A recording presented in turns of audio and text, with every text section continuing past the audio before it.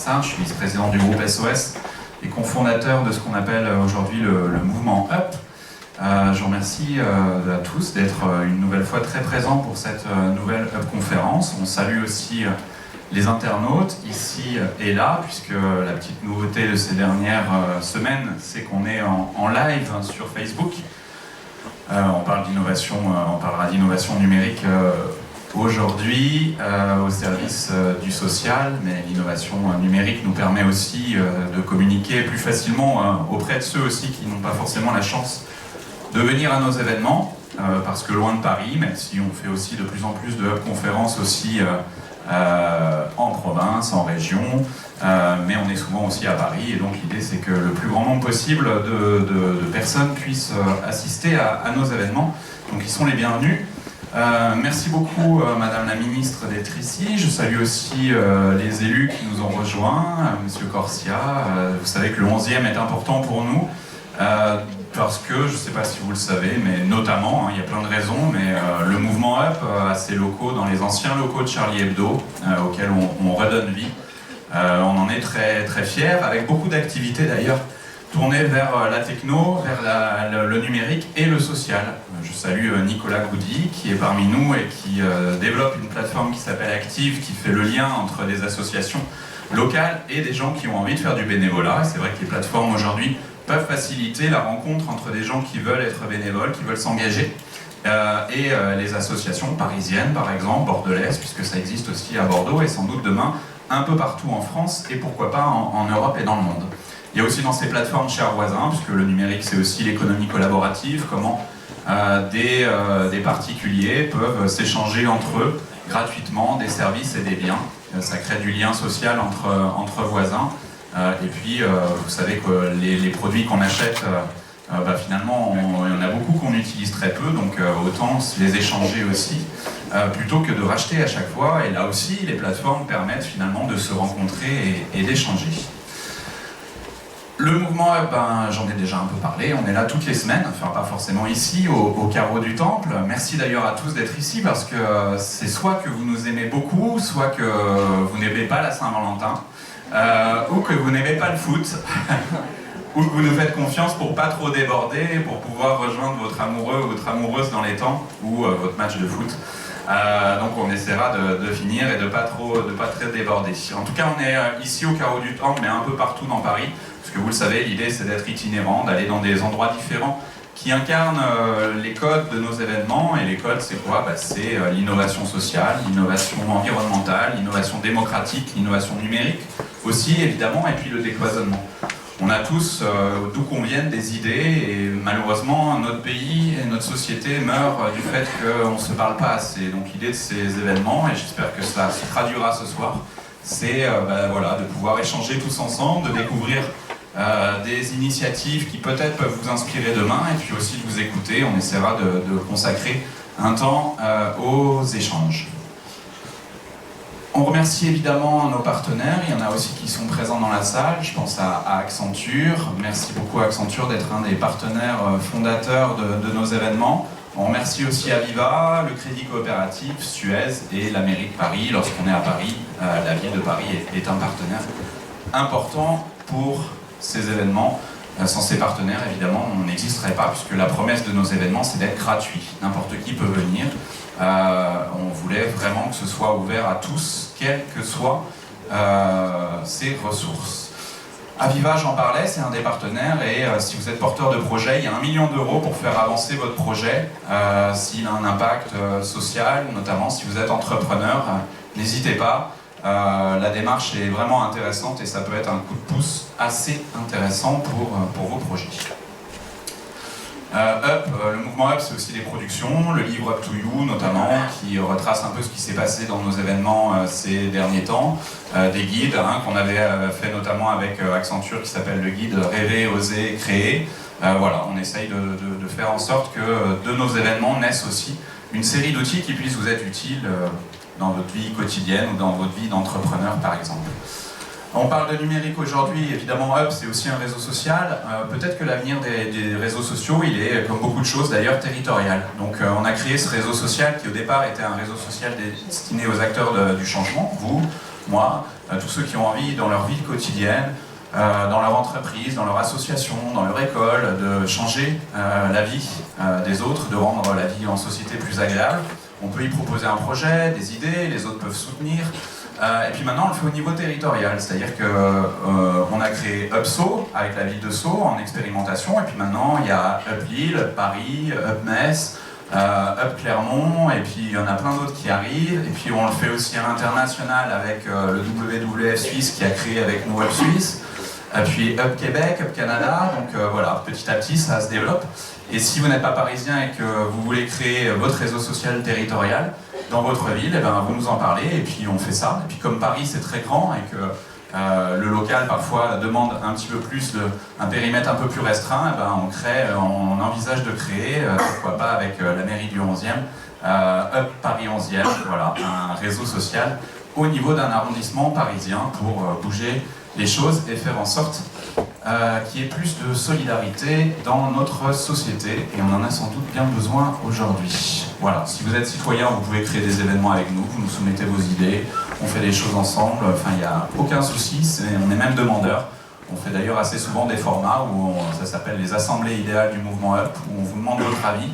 On fait ça à Paris, on va le faire aussi un peu en région. Si vous avez une idée, vous nous envoyez un mail, ou vous passez via le réseau social Up Campus, ou via les réseaux sociaux Facebook et Twitter, sur lesquels évidemment nous sommes aussi présents. Voilà, j'oublie rien. Ça va. Merci le Carreau du Temple, on est souvent là, je vous le disais, c'est un grand plaisir. Cette salle est magnifique, le lieu est très beau, et puis les équipes sont vraiment super, donc merci à vous qui rendez aussi cet événement possible. Avant d'accueillir nos intervenants, je ne veux pas être trop long, après j'en aurais fini. Je trouvais la transition sympa avec la Up conférence de la semaine dernière. On accueillait Hubert Reeves, l'astrophysicien, qui était là. C'était un chouette moment. On a été gâtés ces derniers temps, parce qu'on avait eu Edgar Morin qui était là, on a eu Jean-Marc Borrello, on avait donc eu Hubert Reeves. Donc le thème de ce soir est aussi alléchant, donc on est très content pourvu que ça dure, mais je fais confiance aux équipes des Up. Je le lis parce que vous y voyez peut-être pas bien là-haut, et puis pour les internautes aussi, mais je trouvais que la transition était toute trouvée. Donc c'est quelqu'un qui s'appelle David Brower qui écrit « Prenons les 6 jours de la Genèse pour représenter ce qui en fait s'est passé en 4 milliards d'années. Une journée égale donc environ 660 millions d'années. Notre planète est née le lundi à 0 heure. Lundi, mardi et mercredi jusqu'à midi, la Terre se forme.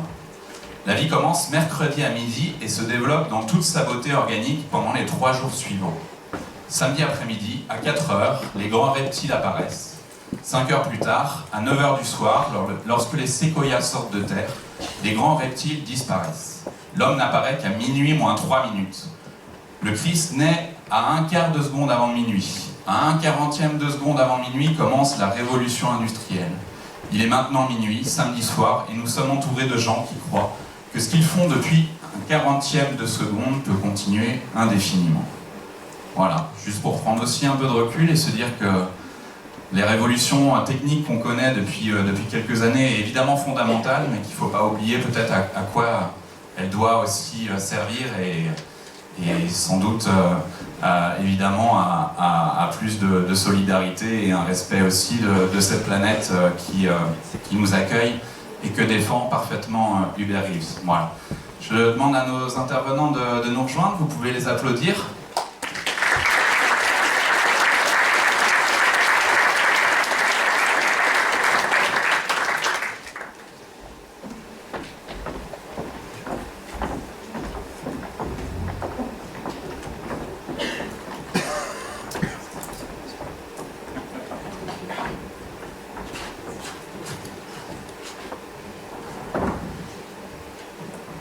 Merci beaucoup à vous quatre d'être ici pour un sujet qui est vraiment intéressant et au cœur de ce qu'on peut appeler la révolution numérique qu'on connaît donc depuis un petit moment maintenant.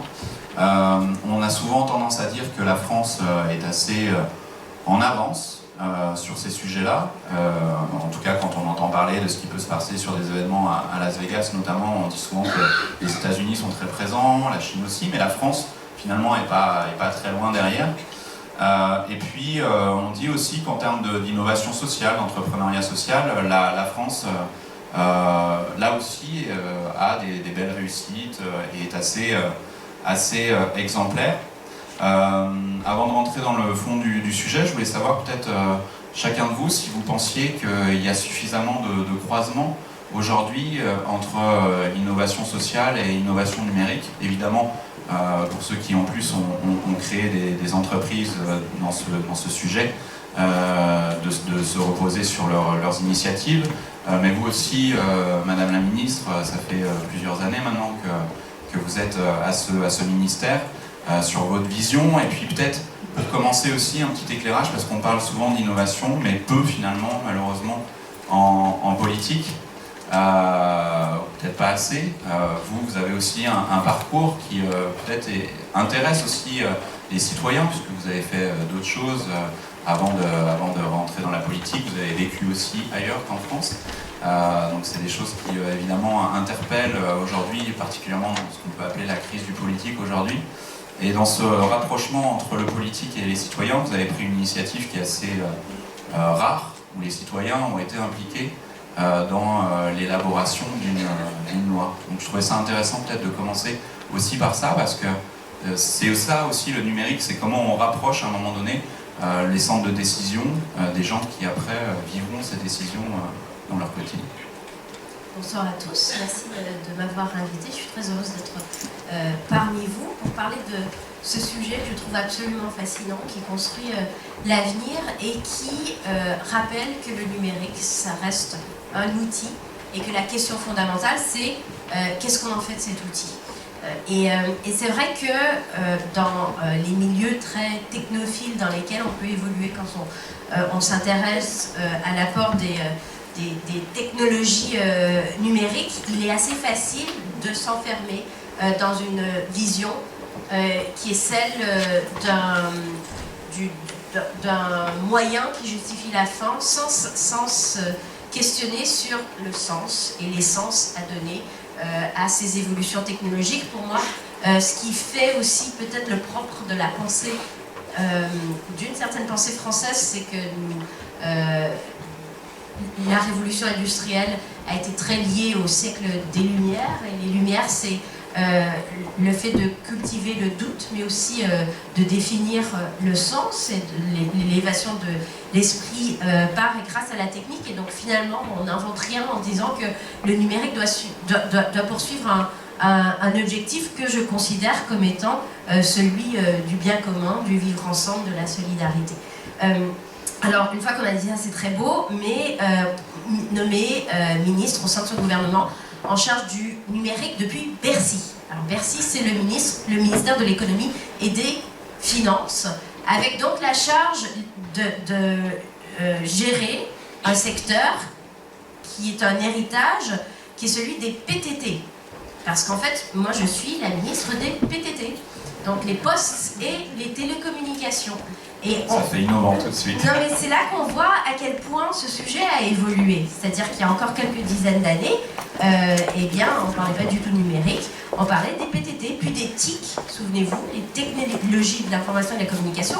Lionel Jospin parlait des autoroutes de l'information, et puis c'est devenu le numérique. Et on perçoit d'emblée que derrière ce mot numérique, il y a plus que les PTT et les TIC. Il y a une promesse d'avenir, il y a un potentiel, à mon sens, de redéfinir ce que j'appelle le logiciel républicain, qui permet, en utilisant au mieux les technologies, eh bien, de se remettre à jour sur nos modes de solidarité nationale. En tout cas, c'est ce que j'ai modestement à mon niveau essayé de faire, avec une condition. Lorsque je suis entrée au gouvernement, j'ai demandé au Premier ministre est-ce que je peux être en charge du numérique plutôt que de l'économie numérique. Il n'avait pas vu les nuances à l'époque, il m'a dit oui, bien sûr, c'est le problème. Et du coup, c'était bien parce que ça m'a permis derrière de faire des choses que j'avais envie de faire et qui étaient peut-être moins classiques pour une ministre des PTT, du style m'intéresser beaucoup à l'inclusion sociale et à l'innovation sous toutes ses formes. L'innovation, c'est pas une technologie, c'est un état d'esprit. Et c'est le fait d'innover, c'est en réalité le fait d'essayer et d'expérimenter. Et l'innovation, elle est technologique, mais elle est aussi, et elle doit être sociale, publique et sociétale. Et le constat que j'ai fait, pour répondre à votre question, c'est que non, il n'y a pas encore assez de ponts et de liens entre le monde de l'innovation technologique et le monde de l'innovation sociale, et en même temps, et je pense qu'on aura des témoignages qui l'illustrent parfaitement, ces liens sont de plus en plus étroits et forts, et c'est le sens de l'histoire. Et on s'en approche de plus en plus. Alors au sein du gouvernement et dans les politiques publiques qu'on a mises en œuvre, on a essayé d'encourager la création de ces liens. On y reviendra. Un petit mot sur ce projet de loi. Pardon, du coup, je ne vous ai même pas parlé. Alors, la loi pour une république numérique, c'est une loi qui a été promulguée en octobre dernier, à l'issue d'un travail qui a été assez ardu, assez long, et à l'époque, on m'a beaucoup reproché que ça soit trop long. La naissance de cette loi, elle avait été promise à moult reprises et elle ne voyait pas le jour, mais la raison pour laquelle elle ne voyait pas le jour, c'est parce que j'avais voulu essayer de faire autrement, et notamment, une fois que le premier projet était rédigé, le soumettre d'emblée à l'avis des internautes, à l'avis des citoyens. Pourquoi ? Parce que c'était un peu un renversement d'un principe qui était que l'État ne sait pas tout. Les experts des ministères, certes, sont des sachants, mais ce que permet le numérique, c'est de se reposer sur l'intelligence collective et d'aller chercher des idées, des réactions et une interaction avec des communautés extérieures à celles des technocrates qui décident à l'habitude de ces textes. Et ce qui fait qu'on a mis en œuvre une procédure de consultation en ligne qui a complètement bouleversé d'ailleurs la manière d'écrire la loi, parce qu'après on se posait des questions, mais faut-il saisir le Conseil d'État qui donne son aval juridique, vraiment son blanc-seing juridique à un texte avant ou après? Derrière, il faut organiser toutes les réunions interministérielles pour un texte qui concernait 21 ministères et qui modifiait plus d'une douzaine de codes. Et bien tout ça, on s'est rendu... moi j'ai réalisé à quel point ce type de procédure n'entrait pas dans le fonctionnement actuel des institutions. On a essayé vraiment on a mis un pas dans la porte et on a derrière forcé pour organiser cette consultation en ligne, mais ce qui pose la question de la suite, parce que finalement je crois que ça aura été un succès, en tout cas au niveau de la participation et sur l'impact que ça a eu sur le texte de loi lui-même.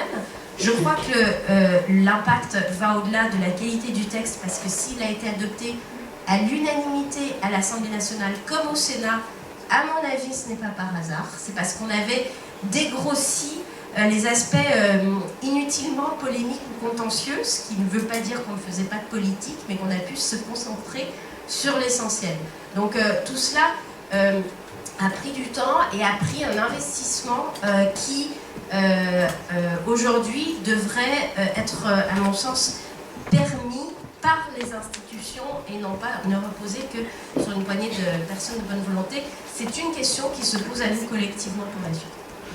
On y reviendra, merci beaucoup. On va continuer le petit tour de table.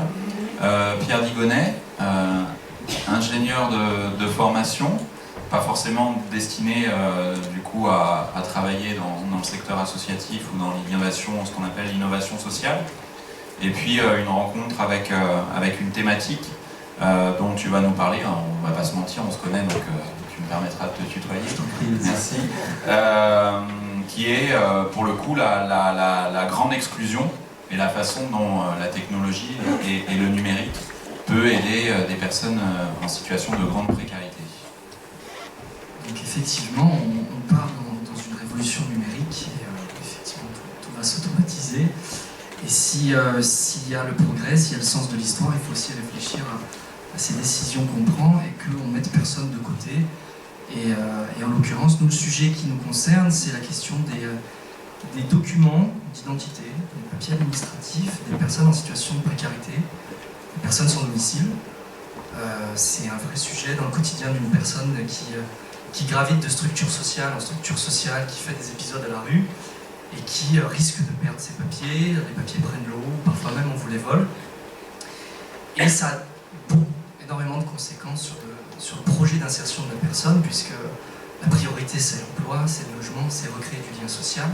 Et tout ça est remis à plus tard, parce que finalement on est sur essayer de retrouver une preuve d'identité pour tout reconstruire. Et c'est extrêmement compliqué, puisque vous savez, quand il faut refaire un document, en général on vous demande un autre document, un autre justificatif. Et donc on est dans une spirale qui est extrêmement compliquée.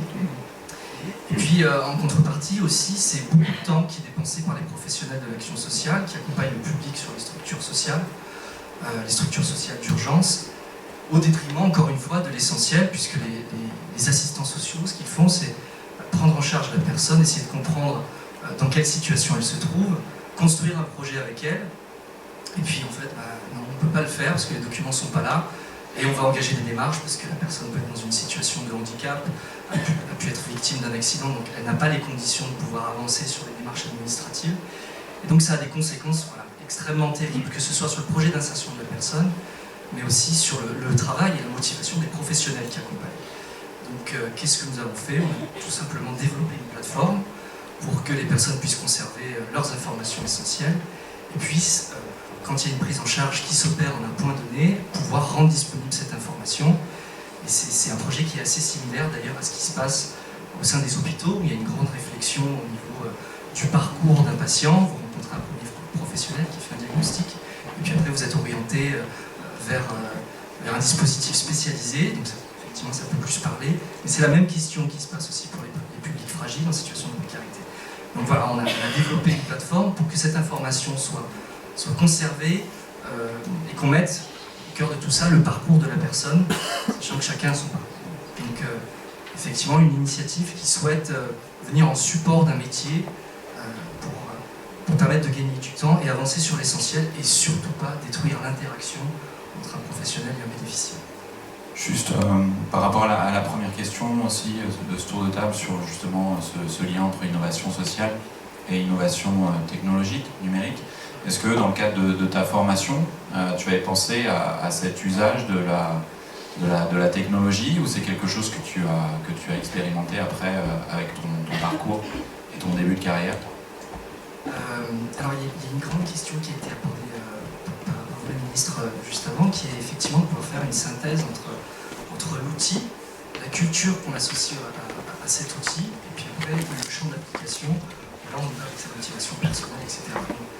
Je dirais que dans ma formation, j'ai essayé de me poser cette question. Qui est centrale, hein, c'est ça? Voilà, j'étais à l'école centrale, mais il n'y avait aucun sujet en interne, enfin encore plus pédagogique, sur la question de toute cette technologie, toute cette optimisation, tous ces processus que l'on apprend, on peut les mettre aussi au service d'une initiative sociale. Donc ça peut paraître contradictoire, mais c'est aussi ce qui fait le charme du projet. Et donc aujourd'hui, il y a Augustin qui est dans la salle et qui réfléchit à cette question, qui est lui pour le coup encore à Centrale. Et justement, on essaie de faire avancer cette question dans nos formations, parce que cette question sociale, sociétale, environnementale, avec les technologies en particulier en ce moment, n'est pas du tout abordée. Ok, on va continuer le petit tour de table, et ce sera intéressant d'ailleurs pendant notre discussion d'être aussi, de relever peut-être des initiatives que vous avez pu repérer les uns et les autres, et qui justement semblent assez exemplaires de la façon dont la technologie et le numérique sert aujourd'hui des enjeux sociaux, sociétaux ou environnementaux. Thierry Tabois, merci beaucoup d'être ici. Vous êtes directeur des enjeux sociaux et sociétaux d'Orange, c'est bien ça? Vous avez fait pas mal de choses aussi avant, donc vous pourrez peut-être nous en parler. Et ce qui serait intéressant, c'est que vous nous disiez dans cette premier tour de table, un peu comment une grande entreprise a intégré ces réflexions qu'on a commencé à évoquer à l'instant. Alors, comme vous le dites très bien, moi je suis issu d'une petite start-up qui s'appelait PTT, aujourd'hui qui s'appelle Orange, qui fait 150 000 personnes dans le monde et à peu près 60 000 personnes en France.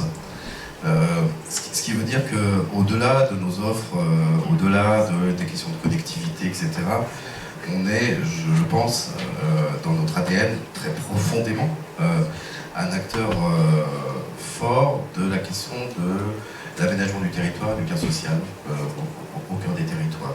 Ça fait partie de notre ADN. Si vous regardez en France, vous avez des frères, des cousins, des sœurs, etc., qui sont chez Orange, et c'est notre cœur d'activité. Et finalement, DPTT aujourd'hui, ce cœur d'activité n'a pas tant changé que ça. Tout a changé. Tout a changé. Le numérique est rentré partout, on parle plus de X25, le Minitel c'est terminé, et nous-mêmes, en termes de culture, et je voudrais parler de culture, on a dû évoluer, et d'ailleurs c'est une évolution lente, parce que quand vous êtes une entreprise d'une telle taille, les choses avancent avec lenteur, et il faut être patient, mais quand les choses bougent, les choses bougent vraiment. Et du coup, on est passé d'une logique à une logique qui était une logique purement les offres, on va dire, réfléchies par le marketing, etc., à une question qui était clé, c'est que de toute façon, il nous était nécessaire, pour continuer notre propre activité, de continuer à soutenir la vitalité des territoires. Et là, ça veut dire qu'on change complètement de culture. On passe d'une culture du faire à une culture du soutenir le faire des autres. Et pour ça, ça veut dire créer des dispositifs qui permettent justement ces parcours et ce retour à la confiance, parce que moi je crois beaucoup à la question de la confiance autour du numérique. Alors bien sûr, comme vous le disiez très bien Madame la Ministre, le numérique c'est un outil et ça peut être tout et son contraire. Dans le domaine qui est le nôtre, on a pris une optique qui était de dire finalement on va essayer de travailler à repérer les talents, soutenir les startups que l'on pouvait repérer et les promouvoir et donc mettre des dispositifs en place qui soient cohérents ensemble. C'était vrai pour les entreprises du net traditionnelles, les futurs Twitter, les pépites du web, etc., etc. Moi, je travaille à la responsabilité sociale d'entreprise. Donc, dès que j'ai pris mes fonctions, la première chose que j'ai souhaité faire, c'était de travailler avec un acteur qui était un acteur soit incubateur, working space, on peut trouver tous les noms qu'on veut, mais qui soit autour de la question de l'entrepreneuriat social et solidaire, avec une question quand même qui était celle de l'autonomie, hein, qui est pour moi un élément important pour la durabilité de tous ces projets-là. Et donc, on a décidé de soutenir une structure, une association que vous connaissez peut-être qui s'appelle La Ruche, qui est GMAP à Paris. Et dans un premier temps, de ne pas trop mettre de techno là-dedans, mais plutôt d'aider à son développement au niveau territorial français. Et pour répondre à la question que vous posiez, moi je vois un changement. Quand on a commencé à travailler avec eux, et même encore un peu aujourd'hui, et qu'on leur dit Orange c'est quoi, etc., bah Orange il a apporté un peu d'argent. C'est bien. Ouais. Mais finalement, le numérique, pour moi, qui fait l'entrepreneuriat social, c'est quoi? C'est un site web, c'est de la distri, c'est de la visibilité. Ouais. Les API, ça vous dit quelque chose. Les données ouvertes, ça vous dit quelque chose. Les Fab Labs, ça vous dit quelque chose. Et en fait, ces questions-là, c'est des questions qui étaient complètement en dehors de leur problématique. Il y avait même, j'aurais tendance à dire, comme une inversion à ces questions-là. Et puis petit à petit, les choses ont commencé à changer. Et en particulier, la logique d'immersion a été essentielle. Je vais vous donner un exemple, et puis ensuite on continue le tour de table, et puis on reviendra dessus, mais j'étais à Bordeaux il y a 1 an et demi, et une petite entreprise travaillait sur des jouets pour autistes. Et en fait, elle était obligée de changer régulièrement, parce que pour les autistes, régulièrement de jouets en toute petite quantité, elle les faisait venir de Chine. Elle n'arrivait pas à trouver son modèle simplement de rester à l'équilibre. Hein. C'était une association, c'était pas une entreprise, etc. Et puis il y avait un Fab Lab à côté, un Fab Lab dont nous étions d'ailleurs partenaires, ça faisait partie des dispositifs sur lesquels nous avions engagé des actions, un Fab Lab solidaire. Et donc elle était à la rencontre, elle a découvert qu'elle pouvait faire des prototypes et faire des petites quantités d'objets de ces jouets. Et c'était juste à côté, c'est de Bordeaux à Bordeaux. Et tout d'un coup, on est entré dans une logique de circuit court. Ben, rien que ça lui a fait passer du niveau d'être un peu en dessous du niveau de la mer, au niveau un peu au-dessus, et donc de continuer son activité. Donc la question du numérique, reprendre votre question, je pense qu'elle n'est pas totalement encore comprise par cet univers de l'ESS, mais que progressivement elle commence. Et d'ailleurs, tout à l'heure, je reviendrai sur des actions que l'on mène sur le sujet. Et dans l'autre sens, d'ailleurs, c'est une question qui me semble aussi intéressante, qu'on traitera peut-être après, mais très rapidement, d'ailleurs, si plusieurs d'entre vous veulent réagir, est-ce que les grands du numérique, dont on parle beaucoup, sans les citer, on pense tout de suite à les grands moteurs de recherche, etc., commencent à travailler sur cette dimension sociale, ou est-ce qu'on en est encore très loin aujourd'hui? Je crois que de plus en plus, moi j'ai une conviction personnelle, là je ne vais pas parler au nom d'Orange, mais qu'aujourd'hui il y a des besoins tellement forts au niveau des territoires pour recréer du lien, du vivre et du faire ensemble autour de ces questions-là, que de toute façon c'est une lame de fond. Donc oui, les grands groupes se préoccupent parce que c'est aussi un levier quelque part de déclinaison business potentielle. Donc je pense que oui, de plus en plus, le Google Impact Challenge, de plus en plus d'acteurs rentrent dans cette dynamique-là. Mais juste un point, quand on a fait notre proof of concept, on va dire, avec la ruche, en fait, j'ai réussi à faire venir le comité de direction du Technocentre, c'est-à-dire l'usine à service d'Orange, à la ruche, et 10 startups, associations, etc. ont pitché. Il y en a une qui s'appelait AutoSense, et ils avaient inventé un système de reconnaissance sonore qui permettait en fait à des personnes malentendantes de pouvoir avoir des éléments de vibration ou de reconnaissance sur des objets connectés ou autres sur leur smartphone, leur permettant de savoir qu'un chien aboie à côté, qu'on frappe à sa porte, que la sonnette sonne, voire qu'il se passe des choses étranges. Et aujourd'hui, cette boîte, elle est dans la Silicon Valley.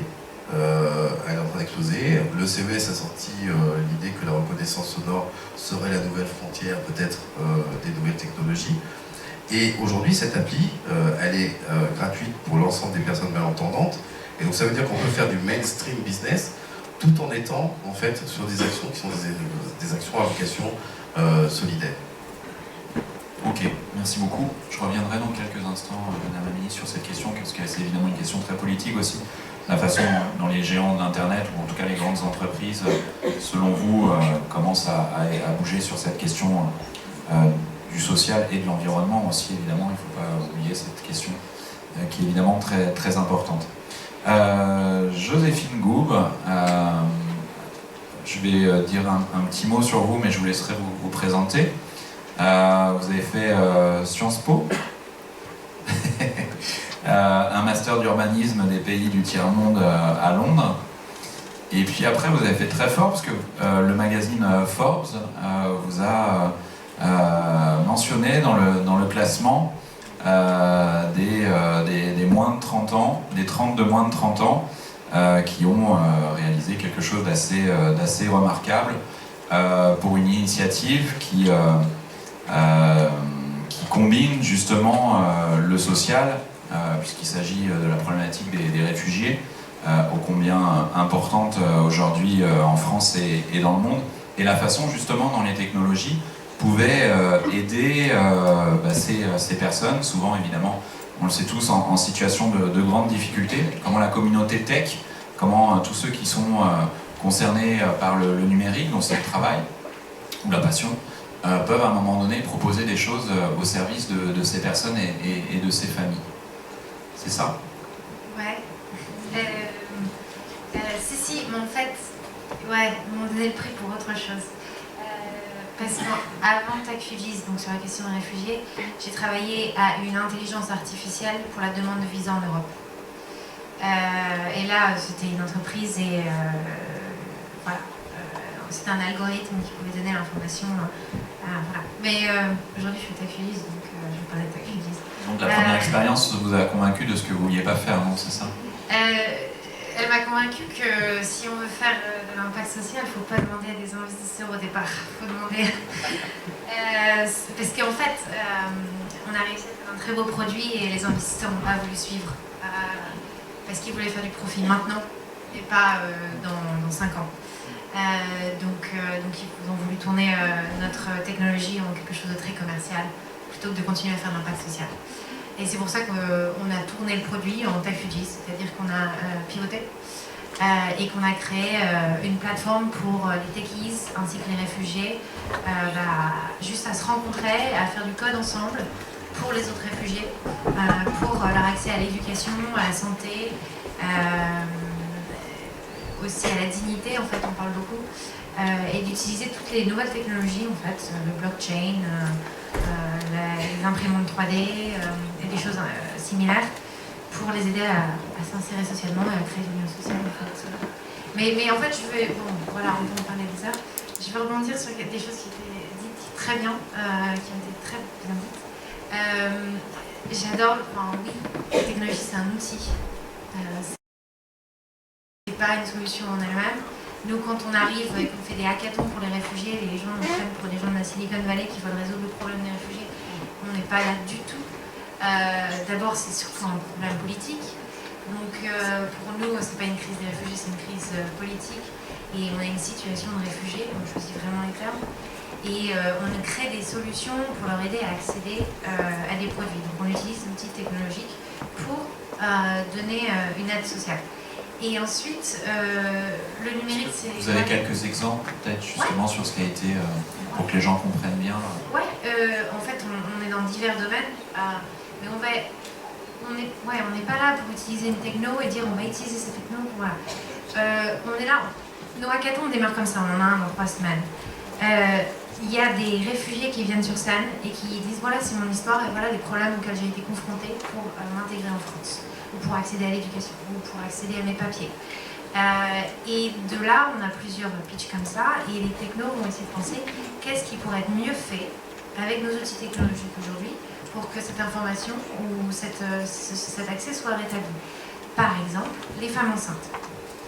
Je suis réfugiée et femme enceinte, j'ai droit à accéder à des droits pour ça. Et aujourd'hui, l'accès à cette information, il va falloir se déplacer dans une association qui va donner une sorte de flyer, et on va le lire et c'est en français. Qu'est-ce qu'ont fait nos techies pendant le hackathon? C'était à Oslo en fait. Ils ont dit attends, ces femmes enceintes ont des smartphones. Elles utilisent Internet, non pas Google, c'est pas Internet pour elles, non, on croit que c'est Google, c'est Internet. Elles croient que WhatsApp et Facebook, c'est Internet. C'est ça.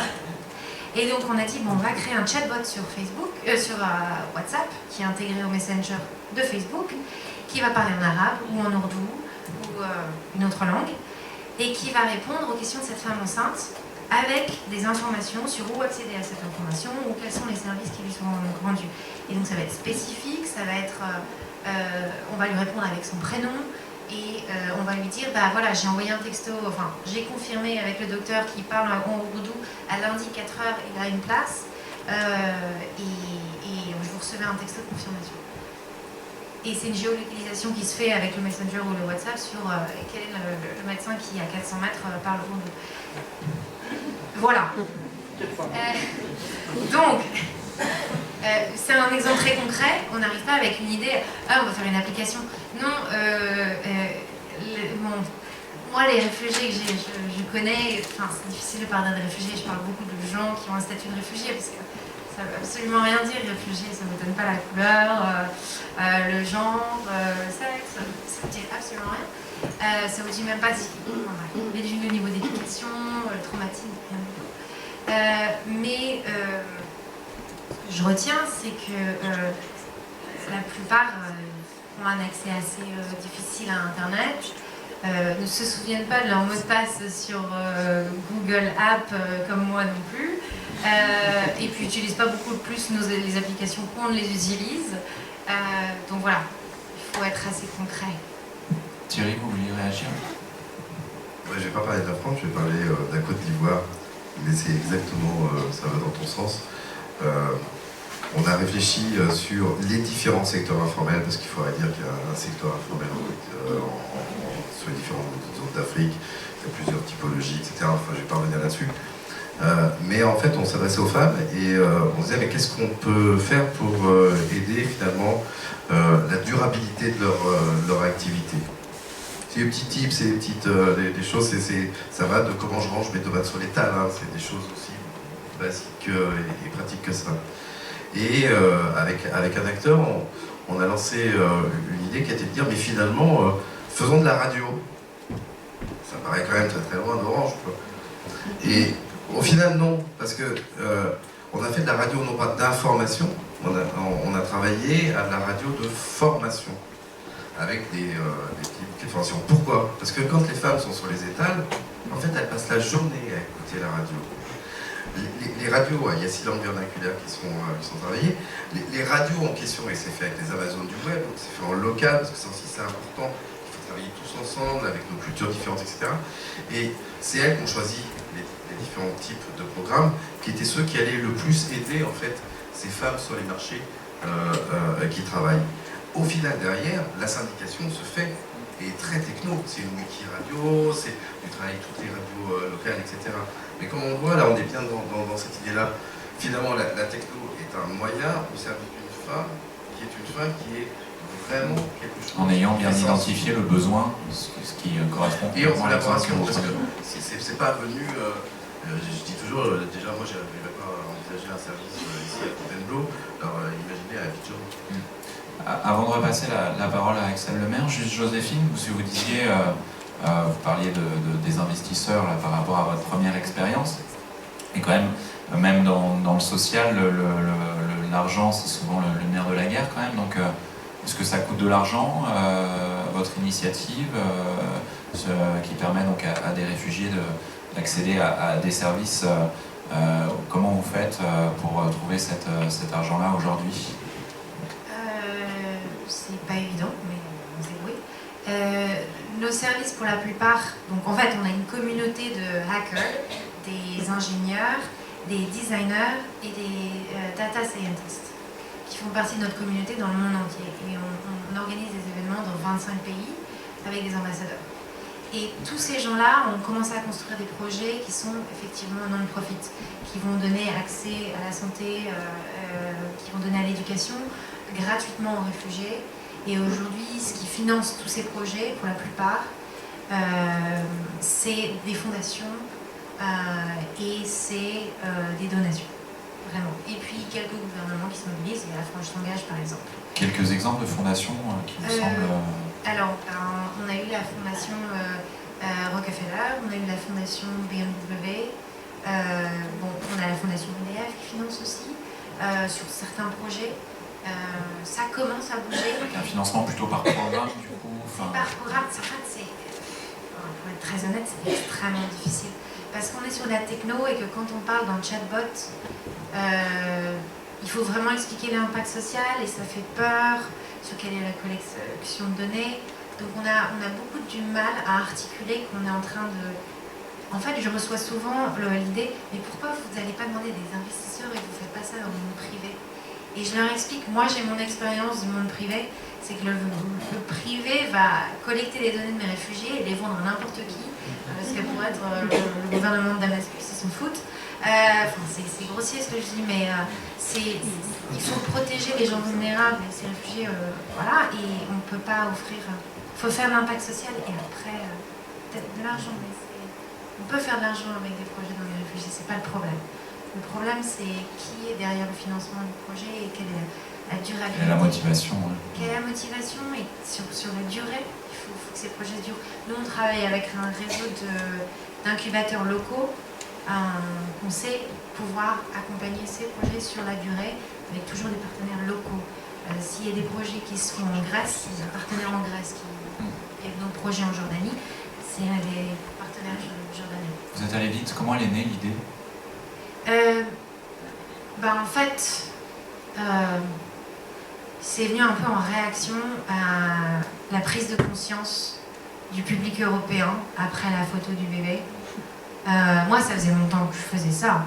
Et j'étais en rage quand j'ai vu que les gens se réveillaient en septembre alors que j'avais vu plein de photos de bébés avant. Mais bon, il a fallu prendre l'opportunité de la légalité, c'était la prise de conscience. Il y a un problème. Qu'est-ce qui se passe? Pourquoi on n'utilise pas la technologie alors que la technologie va à l'échelle? Et qu'il y a vraiment une volonté de tout le monde, je pense, il y a un sentiment d'impuissance qu'on a quand on est devant nos écrans et on fait mais qu'est-ce que je peux faire? Et on a senti ce sentiment très fort et on dit écoutez, On se réunit tous à Londres, là, tous techies, et on en discute. On va trouve ramener des solutions. Et, ça. Et 300 personnes sont arrivées 10 jours plus tard. Donc beaucoup de bénévoles aussi. Et après, faut souligner ça énormément de aussi. bénévoles, ce qui est un problème pour la durabilité du projet. Parce qu'il faut pas... Juste Pierre, parce que tu es entrepreneur aussi sur ce même sujet-là, des financements, beaucoup de bénévoles aussi. Enfin, comment vous avez trouvé les financements pour aussi créer une plateforme qui a forcément un coût, et puis des salariés qui travaillent aussi sur le projet? Pour reprendre un peu l'historique du projet, ça commence effectivement sur 3 établissements parisiens, donc un LIALT Soins Santé, donc un dispositif avec de la santé, un centre d'hébergement d'urgence et un accueil de jour. Donc 3 établissements qui représentent un peu la typologie de l'accompagnement social sur Paris. Qui accueillent tous des sans-domicile. Tout à fait, oui. Tout à fait. Donc pas forcément un processus d'entrée qui est le même, mais qui accueille des personnes en situation de précarité qui vont les héberger ou non, suivant le dispositif. Et donc ça commence avec le problème, effectivement, où donc pour ma part j'étais sur les centres, j'étais en service civique à l'époque, et je travaillais avec les assistantes sociales pour essayer de comprendre vraiment le métier, et puis après essayer de sortir une solution. Il fallait la fabriquer. Donc pour la fabriquer, il fallait trouver un peu d'argent, parce qu'on peut le concevoir, mais après il faut fabriquer l'outil. Et donc là, on a recherché des financements qu'on a réussi à obtenir. Et puis après, on a commencé à le déployer sur quelques établissements. Et à un moment, on s'est dit que ça ne tenait pas la route juste de déployer comme ça, et qu'il fallait forcément construire un modèle économique. Vincent, qui a cofondé Reconnect avec moi, lui travaillait donc sur la gare du Nord, sur comment accompagner, trouver un meilleur dispositif d'accompagnement pour le public qui fréquentait la gare du Nord, et qui lui, en se baladant sur toutes les associations, en rencontrant, moi j'étais vraiment enfermé dans les structures, lui avait une vision beaucoup plus globale puisqu'il rencontrait toutes les grandes antennes de l'action sociale.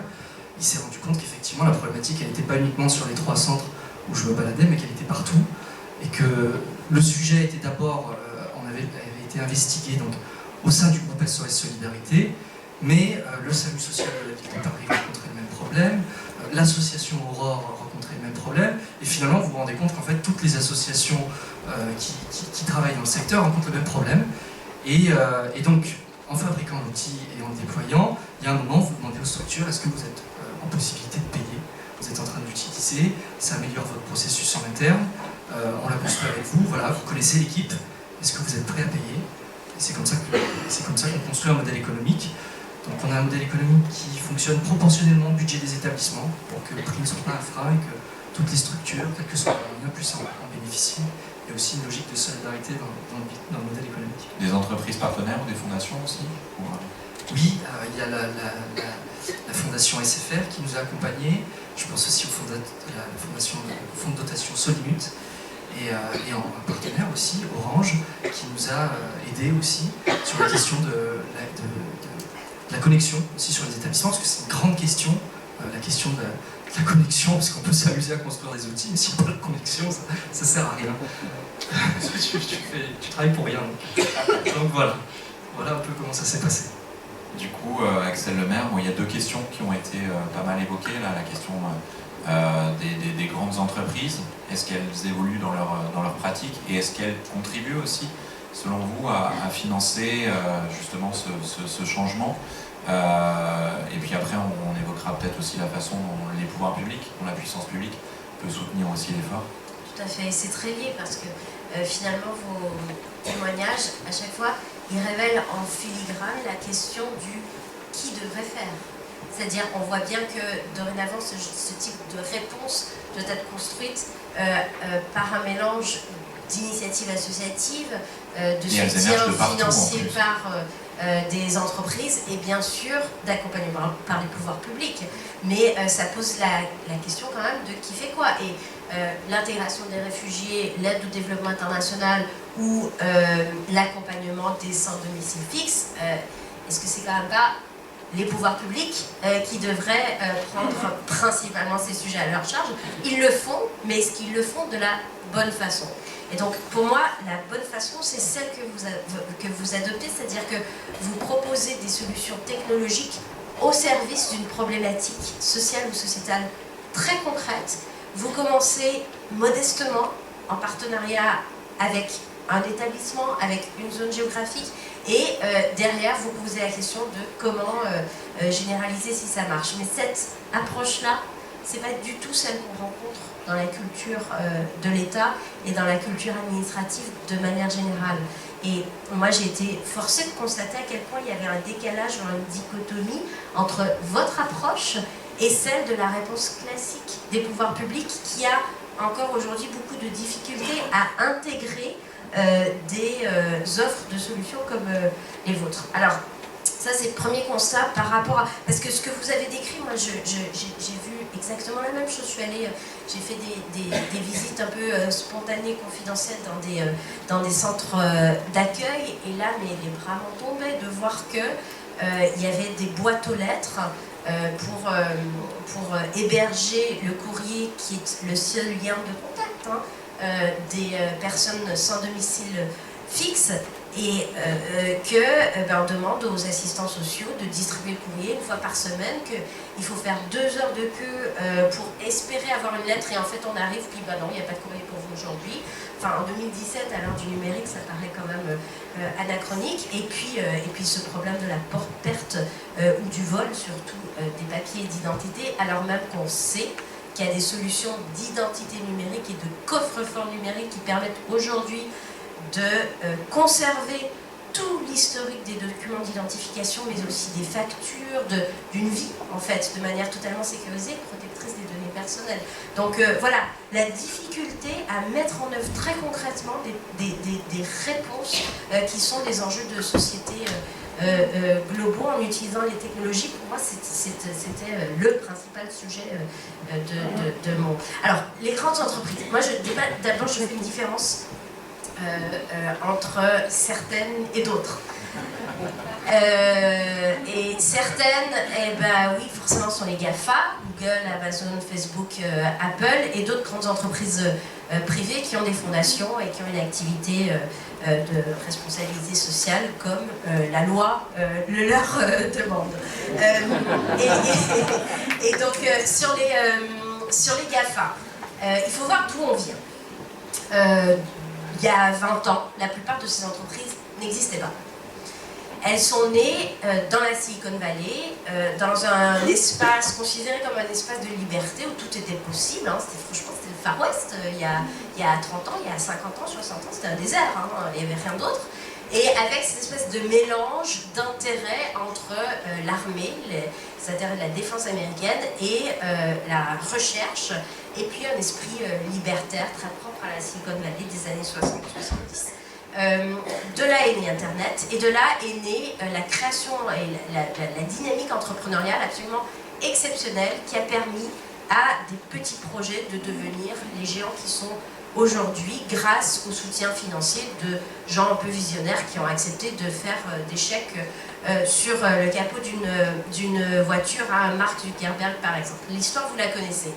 Sauf que ce qui était au début une idée technologique avec un projet assez révolutionnaire se positionnait comme une entreprise purement économique. Et aujourd'hui, en 2017, lorsqu'on pose la question du rôle non seulement économique, mais aussi sociétal des géants d'Internet, Facebook par exemple, dans la modération des contenus illicites, des contenus racistes, des contenus xénophobes, le fait de véhiculer, alors c'est tout un débat qui est un autre débat, mais les fake news, vous savez, ces fausses informations qui ne sont pas forcément fondées, etc. On voit bien à quel point ça pose la question de leur rôle qui va bien au-delà du rôle économique, et c'est normal lorsqu'il y a 2 milliards d'utilisateurs sur Facebook, eh bien c'est un bouleversement comme l'humanité n'en a jamais connu. On parle beaucoup des GAFA, on parle moins de leurs équivalents chinois, on pourrait tout autant, les Alibaba, Baidu, etc. Et donc, ça pose la question de leur place, et de leur place par rapport au pouvoir public, et en particulier aux États souverains. Ce qui me pose problème, c'est le fait que ces entreprises qui sont les bienvenues pour faire de l'accompagnement social et sociétal, et qui ont compris, c'est pour ça que je disais, voyons d'où on vient, qui ont compris aujourd'hui que leur rôle avait changé, et qui ont compris qu'il y avait une part de responsabilité à assumer au niveau collectif. Et le discours a changé. Et d'ailleurs, leur présence dans les territoires, partout dans les pays dans lesquels ils ont des utilisateurs, Google Impact Challenge, Facebook se tourne aussi vers les associations. Et ils investissent et ils financent des projets tels que les vôtres. Et ça, il faut le reconnaître, il faut leur en être reconnaissant. Mais ce qui me pose problème en tant que membre d'un gouvernement, c'est le fait que ces entreprises, d'abord, ne payent pas l'impôt à la hauteur de ce qu'elles devraient. Et ce n'est pas uniquement une question d'optimisation fiscale, on voit bien que derrière, il y a une idéologie qui consiste à dire, pour elle, je veux décider où va l'argent gagné. Et c'est une conception très, très libérale nord-américaine qui est de dire, ce n'est pas au pouvoir public ou à l'État d'être le garant de la redistribution et donc de la solidarité nationale, c'est aux plus riches de décider sur un mode caritatif, donc la charité comme au XIXe siècle, de redistribuer l'argent en fonction des projets choisis. Ça, en tant que Française et en tant que socialiste, ça me pose problème. Numéro 1. Numéro 2, ce qui me pose problème aussi, c'est le modèle économique sur lequel reposent la plupart de ces entreprises, qui est un modèle de monétisation des données collectées. Les données étant souvent des données personnelles et en dépit de l'exigence de consentement de la part des utilisateurs, on voit bien que finalement dans les termes et conditions des contrats auxquels on souscrit lorsqu'on accepte de s'inscrire sur un réseau social, on est très très loin de comprendre et d'avoir la pleine conscience de la manière dont ces données sont utilisées plus tard, ce qui pose la question de qui peut disposer de ces données. Dans la loi pour une république numérique est inscrit le principe de libre disposition de ces données personnelles. Pour moi, c'est un principe absolument fondamental. Et puis, la troisième chose qui me pose un problème, c'est le fait que ces entreprises, le plus souvent, proposent des écosystèmes fermés. C'est quoi un écosystème? C'est par exemple le fait que quand on est inscrit sur Google, on a Gmail, donc on a l'adresse électronique, puis on va recevoir de la pub ciblée, et puis on va avoir accès à Google Shopping, donc au magasin, et puis on va... il y a le réseau social qui va avec, et puis il y a le moteur de recherche, qui lui-même, selon le classement, le référencement, a un impact potentiellement immense sur la priorité de l'information et sur le chiffre d'affaires des entreprises qui sont référencées, etc. etc. C'est ce que j'appelle un écosystème fermé, c'est-à-dire qu'une fois qu'on rentre dedans, eh bien, on devient soi-même le produit. Vous voyez, et par ces données, et par le fait qu'on est soumis à une multitude d'offres qui s'auto-alimentent entre elles. Et donc, cet écosystème fermé, ça pose des questions aussi en termes concurrentiels. C'est-à-dire, est-ce que nous sommes face à des abus de position dominante? Et tout le droit de la concurrence, que ce soit au niveau national ou européen, a été construit pendant plus de 100 ans pour lutter contre les monopoles et les oligopoles, dans le pétrole, dans l'énergie, dans la banque, dans l'assurance, etc. Et là, parce que ce sont des modèles globaux et internationaux par nature, par essence, c'est Internet. C'est une architecture déconcentrée et horizontale qui touche directement les utilisateurs, il n'y a pas d'intermédiaire. Eh bien, on voit bien que ça bouleverse complètement le droit de la concurrence. Donc ça, c'est mon analyse. Donc la question que vous posez, c'est oui, bien sûr, qu'on est très content qu'il y ait le Google Impact Challenge. Je trouve que c'est bien parce que ça montre à quel point il y a une réalisation de la part des représentants de ces entreprises qu'ils ont un rôle à jouer, qui ne peuvent plus se cacher derrière une irresponsabilité juridique, ce qui était quasiment le cas. Mais si déjà on pouvait commencer à répondre à ces questions que sont la fiscalité, la data et l'ouverture de leur écosystème, je crois que ça permettrait d'avancer vers un modèle plus respectueux des valeurs européennes. Donc voilà pour les GAFA. Merci beaucoup, c'est très clair. Thierry Tavoie, peut-être, j'aurais bien voulu vous entendre sur une initiative que vous avez créée qui s'appelle Digital Society Forum, qui est un bon exemple aussi de ce que peuvent faire les sociétés, les entreprises, parfois pour faire avancer un peu les réflexions sur ce sujet. Mais je voudrais continuer un tout petit peu la discussion avec Madame la ministre. Moi, je suis très content que la RSE, ça soit évident, parce que pour moi, la RSE, c'est de l'innovation. On a souvent vu la question de la responsabilité sociale d'entreprise comme quelque chose qui pouvait être... Mais en fait, non. les fondations, elles sont totalement dégagées de toutes les questions, même de, on va dire, de business soutenable. Mais la RSE, c'est pas tout à fait le cas, et ça nous oblige à réfléchir à l'innovation. Typiquement, tout l'arsenal de choses dont je vous parlais pour aider, soutenir, accompagner des startups à grandir, à se durcir, à pouvoir être dans la durée, etc. Ben, si aujourd'hui, moi je peux essayer de le faire avec des acteurs d'entrepreneuriat social et solidaire, c'est aussi parce que, quelque part, cette question de la RSE existe. Et je pense que, contrairement aux GAFA, des groupes comme les nôtres sont des groupes ancrés territorialement. Et ça change tout, en fait, ça change tout. Alors, sur le Digital Society Forum, mais sans m'étendre, moi je pense qu'il y a 3 points qui sont essentiels aujourd'hui. Le premier, c'est la question de l'acculturation, la littératie numérique. On peut trouver tout un tas de noms, entre guillemets, c'est-à-dire donner en fait et faire connaître les enjeux du numérique ici et maintenant. Pas demain, pas après-demain, etc. Et c'est typiquement ce qu'on essaie de faire avec cette plateforme, qui est une plateforme qui a vocation à être multidisciplinaire, enfin pluridisciplinaire, et qui en plus va au contact terrain. Plus de 1800 personnes ont été rencontrées, parce que je considère que dans un monde en transformation, la pensée de sociologues, d'anthropologues, etc., et la confrontation à la réalité de ce qui est vécu par les vrais gens dans leur vraie vie est quelque chose d'essentiel.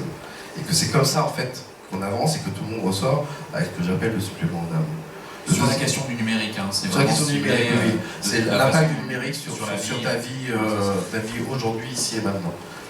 Que ce soit professionnel, que ce soit les diasporas connectées, que ce soit l'emploi, que ce soit la parentalité, etc. Et chacun peut contribuer ou c'est un écosystème fermé? Non, justement, je pense que c'est aussi de nos grosses différences, c'est qu'on est dans des logiques d'open innovation, enfin d'innovation ouverte, donc il faut respecter cette question et cette transparence-là.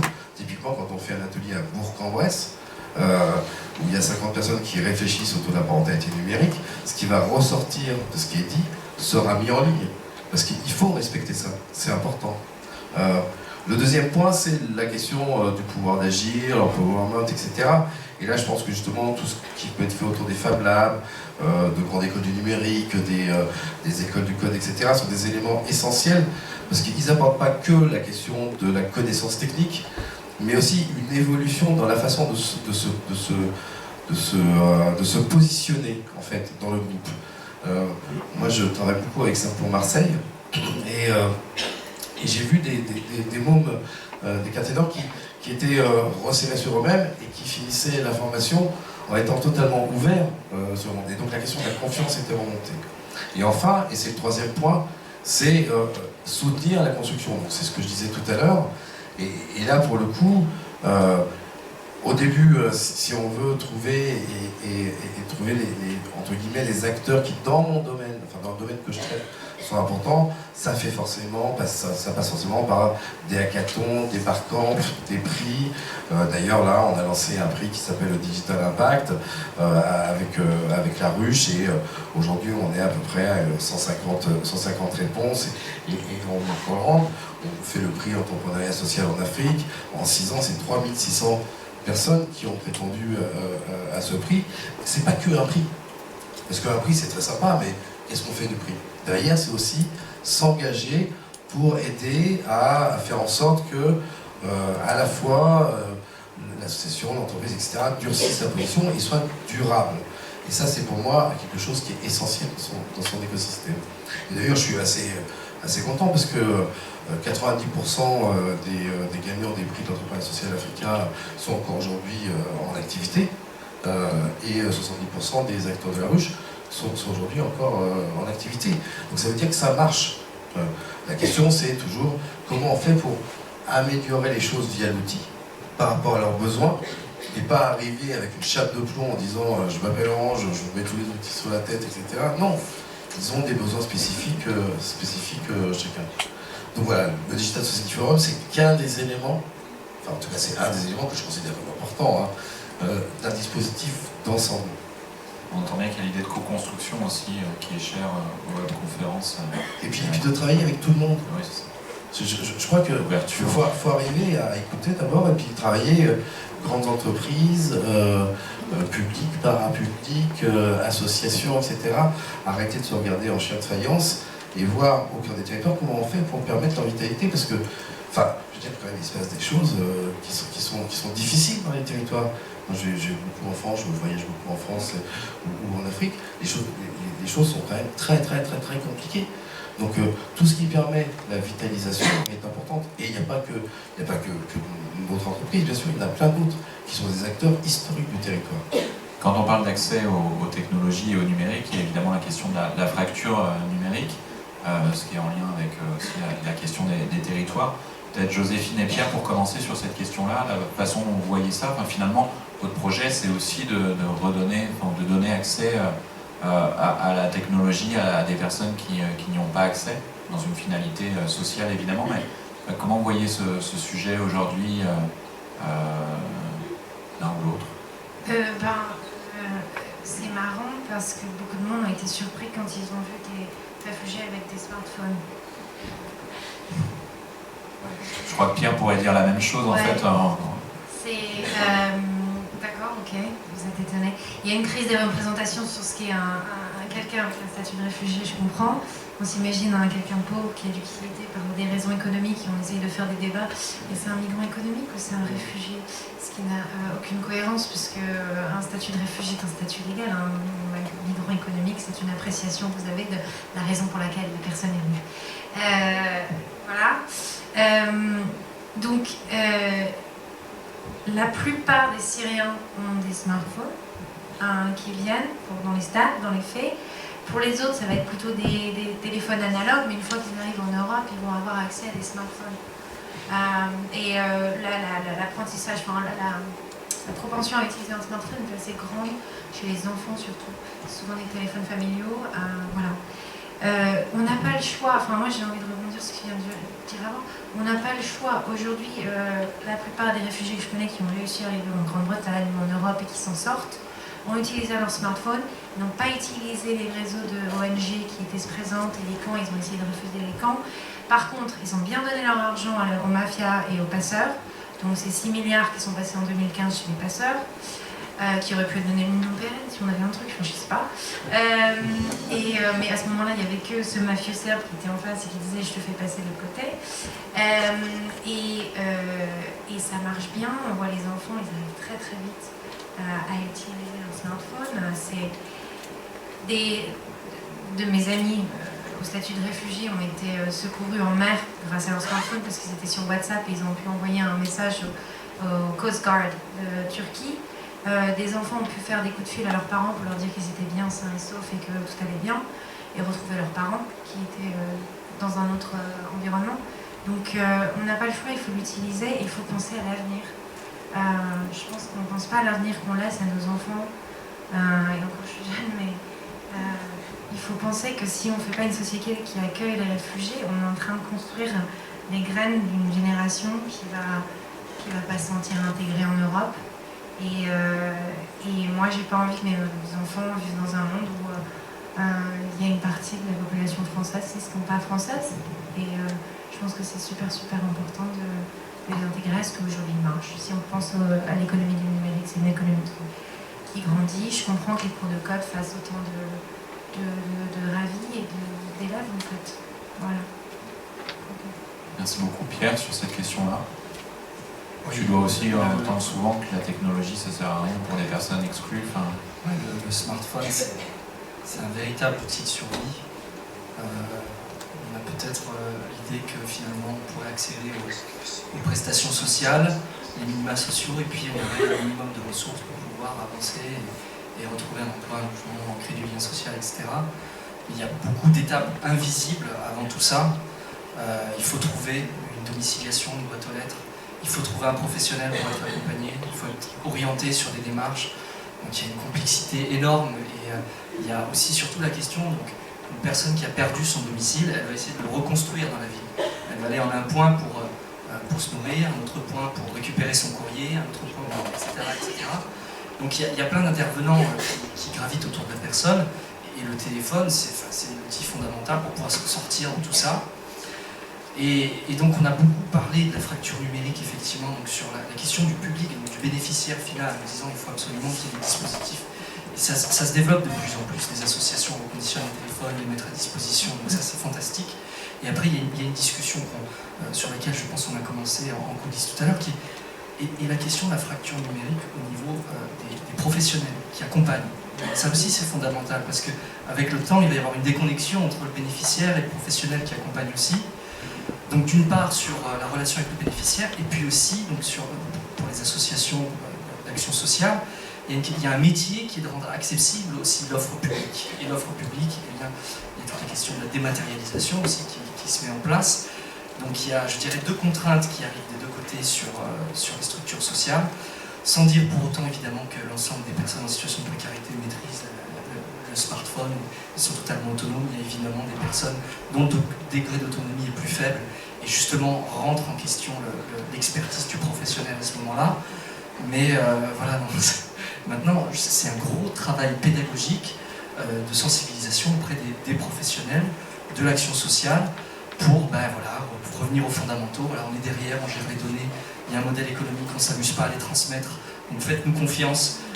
Souvent, l'outil, on utilise toutes les méthodes pour les rendre les plus simples possibles. Il y a la gamification qui est là pour ça, donc après, une fois qu'on est connecté, c'est simple. Et puis l'ensemble des professionnels ont des comptes Facebook, par exemple. Donc voilà, l'utilisation, c'est pas la question en fait. La question, c'est plutôt la pédagogie derrière pour montrer qu'on est des acteurs intermédiaires et que voilà, on n'a pas forcément la culture qui est en général associée à l'outil. Évaluer l'impact aussi peut-être, parce que c'est vrai qu'on a souvent tendance à entendre les gens qui disent oui, c'est un peu gadget. Enfin, c'est vrai que tout ce qui est un peu techno, quand c'est notamment dans certains domaines, on entend ça va être un peu gadget. Donc est-ce que tu travailles et puis ça, pour vous aussi sur l'aspect justement impact J'ai juste une donnée, on a mesuré dans le camp Zaatari en Jordanie, on leur a donné accès à Internet et on a mesuré leur satisfaction, enfin, dans le sens leur sentiment d'être plus en sécurité et d'être moins dépressif en fait. Et c'est 69%. C'est 69% de plus de sentiment d'être en confiance et de pouvoir aller de l'avant. C'est très lié à la question de la culture aussi, où beaucoup de gens disaient ça sert à rien les spectacles ou la culture voilà, dans les camps de réfugiés, alors qu'en fait c'est juste, juste essentiel d'être connecté au monde. Aujourd'hui on essaye de mettre des cours en ligne pour des Syriens qui sont à l'intérieur de Syrie, qui ne veulent pas partir ou qui ne peuvent pas partir tout simplement, pour qu'ils puissent considérer qu'une fois la guerre est finie, si elle se finit, ils pourront avoir des diplômes qui seront reconnus parce qu'ils ont été pris en ligne et que ça pourrait être valable pour une école en dehors de Syrie. Ça change la donne. Ça donne envie à des filles et des garçons d'aller à l'école plutôt que d'aller sur le marché informel et travailler ou d'être mariés jeunes. Et c'est important, on peut le faire techniquement. C'est vraiment une histoire de pédagogie à ce niveau-là. Ah, aussi, il y a un autre chiffre. Un tiers de l'argent, surtout en Grèce, ça a été fait en Grèce, un tiers des réfugiés, les réfugiés en moyenne passent leur budget quotidien, famille, un tiers sur la connexion Internet. Des fois, c'est une demande de est-ce que je mange ou est-ce que j'appelle ma maman. Ok. Juste avant de poser cette question aussi de la fracture numérique à Axel Lemaire et Thierry Tabois, qu'est-ce qui manque à votre projet comme à celui de Reconnect pour changer d'échelle justement aujourd'hui? Alors, il y a effectivement le rapport à l'État qui est très important pour les SEMAG. Aujourd'hui, il y a une expérimentation qui se passe à l'échelle nationale sur la question du coffre-fort numérique. Donc plusieurs opérateurs qui sont sur des territoires en train d'expérimenter des solutions. Donc effectivement, le travail déjà dépense beaucoup d'énergie sur la pédagogie. Et après, il y a la question, mais attendez, il y a d'autres solutions qui sont en train de se mettre en place. Il y a aussi l'État qui y réfléchit. Il y a eu plusieurs annonces au niveau des ministères qui étaient faites à ce sujet. Donc voilà, il y a vraiment le côté labellisation, la crédibilité que peut apporter l'acteur public après quand on veut changer d'échelle. Ce qui est fondamental, c'est ce qui a été dit précédemment, effectivement, sur la coordination de l'action sociale. L'État reste quand même la référence. Nous ne faisons que nous adapter vraiment à un besoin local. Voilà, derrière ce cadre de l'action sociale, il y a une loi, la loi 2002 qui régit l'ensemble de tout ça. Donc effectivement, pour changer d'échelle, je pense que dans nos projets, c'est vraiment le rapport un acteur public qui joue énormément. Et puis voilà, c'est vraiment cette question qui est fondamentale. Sur Refugees. C'est la même chose. Le problème de Refugees, ou le challenge, c'est qu'on est sur une problématique, on pourrait dire nationale, mais à ce niveau aujourd'hui c'est européen. Et donc c'est difficile de... Tous les financements qu'on reçoit, ils veulent se déployer sur le plan national, pas sur le plan européen. Et nous, les réfugiés, ils bougent. Et puis, moi, je veux vraiment accentuer, c'est vrai, le rapport au pouvoir public et à l'acteur public, c'est vraiment très très important parce qu'on est sur une politique, mais c'est vraiment européen à ce niveau-là. Et voilà. Et c'est dommage qu'on ne s'engage pas plus, qu'aujourd'hui on ait beaucoup de mal à s'engager sur les réfugiés publiquement pour beaucoup. Dans le côté politique parce que ça freine les investissements des entreprises privées chez nous. Moi je sais que depuis le début janvier, puisqu'il y a les élections, les coups de fil que je reçois c'est non, la question de la vie c'est sensible et je me dis mince, j'aurais dû leur demander l'argent. Mais c'est sincèrement ce qui se passe et je sais qu'ils sont de bonne volonté parce qu'ils sont au téléphone. On est vraiment désolés, en novembre ça passait mais et on veut bien vous aider mais financièrement c'est pas possible. Voilà, donc je vais m'arrêter. C'est pour juste en dire un truc qui est important pour ce qu'on fait, ce que j'ai remarqué, mais tout le monde, on ne se souvient pas qu'Angela Merkel, quand elle a dit je vais ouvrir les portes aussi aux réfugiés syriens, puis en fait, ce qu'elle a réellement fait, et ce que personne n'a compris, il faut aller voir dans les affaires administratives, mais elle a juste demandé à toute personne qui est réfugiée syrienne en Allemagne qu'elle ne devait pas remplir un formulaire pour dire par quel pays européen elle était passée. Elle n'a pas ouvert les frontières, etc. Rago sur Internet. Elle a juste demandé un dossier au moins. Voilà. Et on a vu tous les gens arriver dans les gares et clapper et dire welcome, etc. J'ai l'impression qu'il y avait une certaine ferveur et peut-être naïve, mais les gens étaient dehors dans la rue en disant welcome refugees. Et ça a marché. Et on ne s'en souvient pas trop, pas beaucoup. Et je pense qu'on a besoin beaucoup plus de politiques progressistes, de gens qui n'ont pas peur de dire ça, comme Justin Trudeau. Je pense qu'il y a beaucoup de nous et dans la salle, ou d'autres ailleurs, qui attendent que quelqu'un ait un peu le courage de dire ça, haut et fort. Enfin, je pense. Voilà. Et pour moi, quand j'ai vu les gens dans la rue...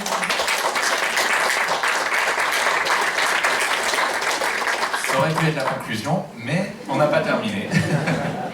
Merci en tout cas pour ce message qui fait du bien. Qui veut réagir? On parlait de fracture numérique notamment, puis en lien avec tout ce qui vient d'être dit aussi évidemment. Axel Lemaire, vous voulez réagir? Oui, moi je trouve, pour rebondir en propos auquel je suis très sensible, qu'il y a une parole politique qui se dégage sur ce sujet.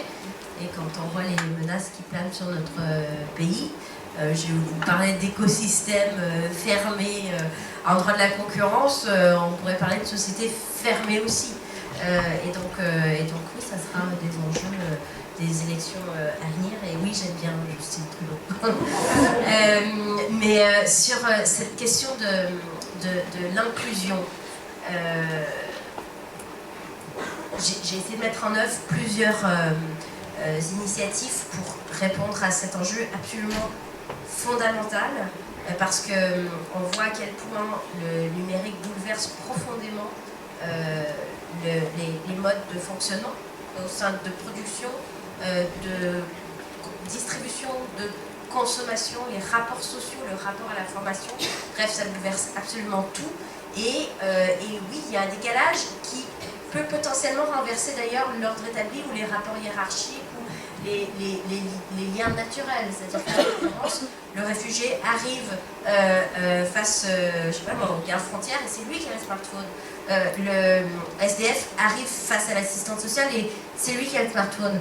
Et l'élève arrive en classe face à son prof et c'est lui qui a le smartphone. Le jeune start-upper arrive face au grand patron du CAC 40 et c'est lui qui sait utiliser les technologies. Donc ça bouleverse assez fondamentalement tout l'ordre établi. Et donc qu'est-ce qu'on en fait de ça? D'abord, il faut s'assurer que ça bénéficie à tout le monde. Moi j'ai toujours dit, alors ça peut sonner un peu comme une incantation, mais le numérique partout. c'est le plan France très haut débit, avec un niveau d'investissement public. Là, pour le coup, c'est vraiment l'argent des collectivités locales, de l'État et de l'Union européenne qui permettent d'aller connecter tout le territoire français et notamment les zones rurales. Et la France a fait ce choix spécifique qui n'est pas du tout le choix partagé ailleurs en Europe, ou en tout cas pas partout ailleurs en Europe. Moi, je le sais, quand j'étais à Bruxelles, je siégeais au Conseil européen des télécommunications et j'expliquais que le plan France très haut débit visait exclusivement à connecter par du financement public les zones rurales. On me prenait pour une zinzin. On me disait, mais il n'y a aucune rentabilité à attendre, comment vous obligez les opérateurs à aller là-bas et machin.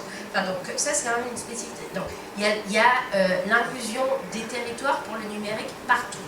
Il y a le numérique par tous, et ça c'est l'aspect dont on a un peu parlé, qui est de la co-construction des politiques publiques et comment ouvrir la manière de définir les besoins de la population, notamment les besoins des usagers des services publics. Et puis il y a le numérique pour tous. Et dans le numérique pour tous, là, on a décliné une série d'initiatives. Je pense en particulier au maintien de la connexion à Internet, qui est aussi dans la loi pour une République numérique. Vous disiez que dans les camps de réfugiés, parfois on choisissait entre se nourrir ou se connecter. Eh bien, j'ai vu la même chose en France. Il y a des familles en situation de précarité dont il faut choisir à la fin du mois si on fait plus de courses au supermarché ou si on paye la facture de téléphone, en particulier pour les enfants. Et bien souvent, c'est le deuxième choix qui est fait. Et donc, cette idée que le maintien de la connexion à Internet aujourd'hui est un bien aussi essentiel que l'accès au gaz, à l'eau ou à l'électricité, et qu'il faut le considérer comme un bien commun et l'appréhender de cette manière, c'est une idée qui est désormais inscrite dans la loi. Alors maintenant, il appartiendra très concrètement aux collectivités locales et notamment aux départements, dans un contexte de tension sur les budgets des collectivités, sur les finances publiques. Et il appartiendra aux opérateurs de télécommunications, et je dois dire que sur ce sujet, Orange joue plutôt mieux le jeu que les autres, et bien de mettre en œuvre de manière très effective, très opérationnelle, ce droit au maintien de la connexion Internet. Il y a toutes les mesures sur l'accessibilité pour les personnes en situation de handicap. Moi, quand je suis rentrée en France, j'avais le modèle nordique à l'esprit, qui est que, ben oui, vous savez quoi, on envoie dans la rue les handicapés. Donc, on voit des chaises roulantes, on voit des personnes aveugles, et ça fait complètement partie du vivre ensemble que de les aider à s'insérer dans la collectivité. Et moi, j'ai été choquée par le fait qu'en France, les handicapés sont invisibles. Et donc, je trouvais très important que dans une loi à objet général, qui était le numérique, qui était assez transversale, très interministérielle, il y ait des dispositions qui concernent les personnes en situation de handicap, et que ça ne soit pas une loi handicap. Pour moi, la symbolique était importante, et puis il fallait donner des droits à la hauteur des enjeux, sachant qu'en plus il y a un argument, alors là, économique très basique, qui est de dire, dans une société vieillissante, eh bien, de s'assurer que les outils sont accessibles, c'est-à-dire que pourront être utilisés par les personnes malvoyantes, pourront être utilisés par les personnes malentendantes. C'est simplement s'assurer que l'offre va correspondre à la demande. Donc il y a aussi un marché. Mais là, je peux vous dire que j'en ai entendu des vertes et des pas mûres, notamment de certains opérateurs, et en particulier de celui qui a les offres les moins chères. Alors c'est sûr, super content quand on est étudiant d'avoir une offre à 2 €, mais de me dire, de me faire dire en face, et pas qu'une fois, on n'est pas là pour payer pour les pauvres et les handicapés, je trouve ça scandaleux, et je le dis ici parce que je suis très fâchée de l'attitude des opérateurs de télécommunications sur ce sujet du handicap. Il n'empêche que c'est dans la loi, et puis là, ils n'auront pas le choix. Ils n'auront pas le choix, et nous, on finance par des appels à projets l'émergence de technologies nouvelles qui vont permettre justement la plus grande inclusion. Je vous donne un exemple. Il y a de plus en plus de tablettes pour les personnes aveugles qui sont des tablettes qu'on appelle haptiques. Ça veut dire que lorsqu'on sait lire en braille, eh bien, le contenu va émerger à partir de l'écran. Vous voyez, les lettres n'ont pas à être imprimées en braille sur du papier ou un support, mais c'est bien la technologie elle-même qui permet de pousser les lettres à l'intérieur de l'équipement. Je l'ai décrit sans doute très mal d'un point de vue technologique, mais j'ai vu des choses absolument extraordinaires, et il fallait des financements pour permettre à ces produits et ces services innovants de d'être prises au sérieux. Deux derniers sujets. La médiation numérique. La médiation face à la dématérialisation des services publics est aussi un enjeu absolument essentiel. C'est quoi la médiation? Eh bien, c'est le fait que dans une société désintermédiée par le numérique, on a besoin de nouvelles médiations.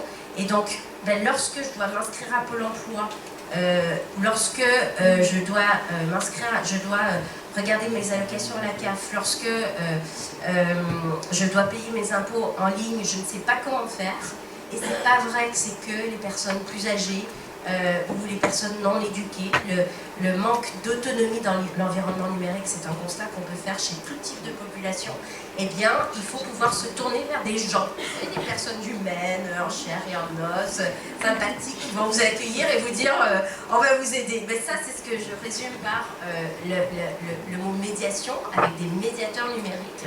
Et là aussi, le gouvernement a eu des initiatives pour s'assurer qu'il y a un réseau de médiation partout dans les territoires. Il y a 10 000 lieux aujourd'hui vers lesquels on peut se tourner pour recevoir un accompagnement, pas aussi systématique et généralisé que je le souhaiterais, mais au moins le sujet est aujourd'hui pris au sérieux. Puis il y a l'éducation. Et l'éducation, alors à l'école, on pourra en parler là aussi, ça ferait l'objet d'un débat en soi, mais introduire le numérique là aussi comme outil, mais comme outil d'émancipation pour les élèves comme pour les enseignants. Et puis il y a le fait que apprendre à coder, devenir un animateur de communauté sur Internet, devenir un designer spécialisé sur le web, etc., sont des métiers en devenir qui sont très en demande aujourd'hui et qu'on réalise, mais y compris par des études sociologiques fondées, que des jeunes qui sont sans diplôme, décrocheurs, sortis des parcours d'intégration professionnelle, aujourd'hui ont un talent particulier pour ces métiers. Et la Grande École du Numérique qui a été créée sous ce mandat, eh bien, elle vise à mettre ces jeunes dans des formations et derrière, ils ont un taux d'employabilité de 95%. Vous avez parlé de Simplon, ça en fait partie. Et d'ici à la fin de l'année, ce sont 10 000 jeunes qu'on aura pu former de cette manière. Voilà des exemples de réponse à cet enjeu de l'inclusion pour tous. Merci beaucoup. Avant de passer la parole à la salle, justement, est-ce que tous les trois, Pierre, Thierry, Joséphine, est-ce que vous avez un exemple justement d'initiative qui correspondent, qui incarne selon vous le social tech ou une idée qui pourrait favoriser son développement dans les années qui viennent? Très rapidement, parce qu'après on passe là. Oui, très rapidement, mais déjà juste, encore une fois, pour réagir, je suis désolé, mais c'est hyper texte en fait. Hein. Et moi je crois beaucoup aussi à la question de la médiation, elle est essentielle. Former les formateurs, c'est aussi ce que tu disais, on est vraiment là-dedans. Donc nous on soutient par exemple Simplon, et c'est vrai qu'il y a des résultats, il y a des bons résultats, mais il n'y a pas que Simplon, il y a Force 3, il y a Paulès, etc. Et je pense que c'est une très très belle initiative Grande École du Numérique, parce qu'elle est essentielle sur les métiers de demain. Il y a un autre point qui a été relevé et sur lequel je voulais juste revenir. On a parlé de coffre-fort numérique, où nous on travaille avec la Fondation Octave Nouvelle Génération et d'autres acteurs sur la question de la musette numérique, c'est-à-dire le fait que je puisse bouger avec moi tout ce qui était finalement la musette de ce qui a pu être l'ouvrier à la fin du 19e siècle, mais numérisé. Je pense que c'est quelque chose qui est essentiel, parce qu'effectivement, on peut perdre ses papiers dans l'eau, on peut, etc. Et cette question, ils ont tous un smartphone. Ensuite, bien sûr, reste la connectivité, et je pense qu'on n'est pas les moins bons sur la question, ne serait-ce que pour toucher les zones les plus profondes, parce que c'est un enjeu qui reste essentiel. Nos camarades qui sont juste à côté de nous et qui travaillent aussi, donc je pense à Active, à Cher Voisin que tu as présenté au début, Campus, et ces jeunes aussi qui commencent à se poser des questions pendant leur formation et qui souhaitent justement ouvrir ces formations qui jusque-là apportaient tous les outils, mais pas forcément l'orientation vers ces champs où on est allé, où on ouvre la brèche finalement, pour essayer de créer des réseaux. Je pense que c'est très important, enfin, vis-à-vis de mon expérience personnelle, où effectivement on est passionné par l'outil, mais on ne trouve pas vraiment le point d'attaque en sortant. Je pense que c'est aussi quelque chose à faire au niveau des écoles, même si ça a déjà commencé sur les écoles. Voilà, les écoles de commerce ont commencé là-dessus, beaucoup. Je parle des formations que je connais au niveau des écoles d'ingénieurs. Je trouve que c'est pas assez considéré. Pourtant, on est sur des problématiques parce que pendant la formation de Rabash, il faut apprendre à gérer une complexité, à faire un travail de synthèse. Enfin, tout ça, j'ai l'impression d'avoir appliqué sur le projet que je mène tous les jours avec mon équipe. Donc voilà, il y a, je pense, quelque chose à faire aussi dès l'éducation, vers la transition professionnelle. Et voilà. Je vais donner un exemple d'un de mes projets préférés. Tac. Ça s'appelle Natacalm. Je ne sais pas si certains le connaissent. C'est génial. C'est une application qui met en lien pour l'instant, des gens qui parlent arabe avec des gens qui veulent apprendre l'arabe. Et tous les gens qui apprennent l'arabe, les gens qui veulent apprendre l'arabe sont réfugiés. Donc non seulement ça crée du revenu pour la personne réfugiée, ça crée aussi de l'éducation parce qu'elle peut aussi apprendre un peu plus l'anglais ou elle peut apprendre une autre langue. Et en plus, ça fait du lien social. Et c'était aussi simple que ça que de créer. Et voilà. Donc vraiment de la technologie au support du social. Juste redonner le nom peut-être. Natacalm. Je peux l'écrire sur mon Twitter. Natacalm. Je l'écrirai, c'est une orthographe assez spécifique. Je ne sais pas ce que ça veut dire en arabe plus. Juste quelques exemples. On parlait d'une société qui s'appelait AutoSense qui travaille sur les sourds. Là aussi, on est sur quelque chose qui est important et qui à la fois est un marché. Donc on est exactement ce que vous disiez. Medtrucks au Maroc, c'est travailler dans les déserts médicaux et la technologie leur sert à identifier les bonnes routes pour aller au bon endroit au bon moment pour soutenir des gens qui souvent sont en situation extrême. On a quand on voit remonter, je vous dis, je suis la ruche chez tout un tas d'incubateurs en Afrique, ça fait de 250 entreprises, des milliers d'emplois, parce qu'on ne parle pas de ça non plus, hein, mais c'est des milliers d'emplois derrière. Et en fait, quand on regarde bien, il y en a vraiment plein qui ont, entre guillemets, de quoi passer à l'échelle. Ce qui est compliqué pour ces acteurs-là, c'est que souvent ils ont un côté artisanal et qu'ils s'arrêtent à un certain degré parce que ça marche bien. Et qu'il y a un passage pour passer à l'échelle, entre guillemets, il y a encore un pas à faire. Alors ça peut être un pas de permettre à d'autres, sur d'autres territoires, dans d'autres contextes, de faire la même chose, etc. Mais il y a encore ce lien-là qui reste à Merci beaucoup. Merci à vous quatre. On va passer aux questions. Juste pour vous dire, pour ne pas oublier après, donc dans les événements Up à venir, on a un Hub Café autour des projets qui avaient été soutenus l'année dernière par Aviva pour vous donner envie peut-être de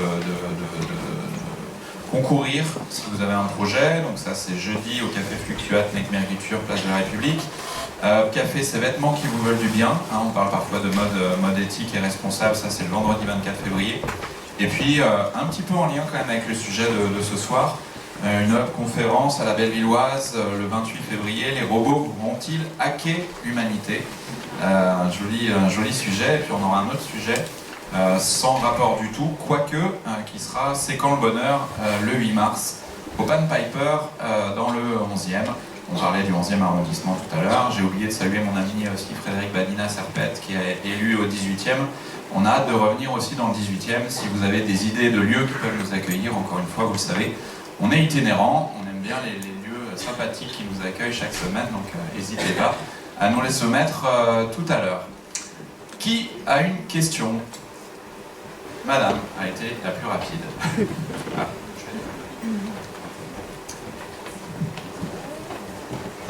les questions, vous connaissez la règle du jeu, hein. Plus les questions et les réponses sont courtes, plus on peut avoir de questions. Voilà.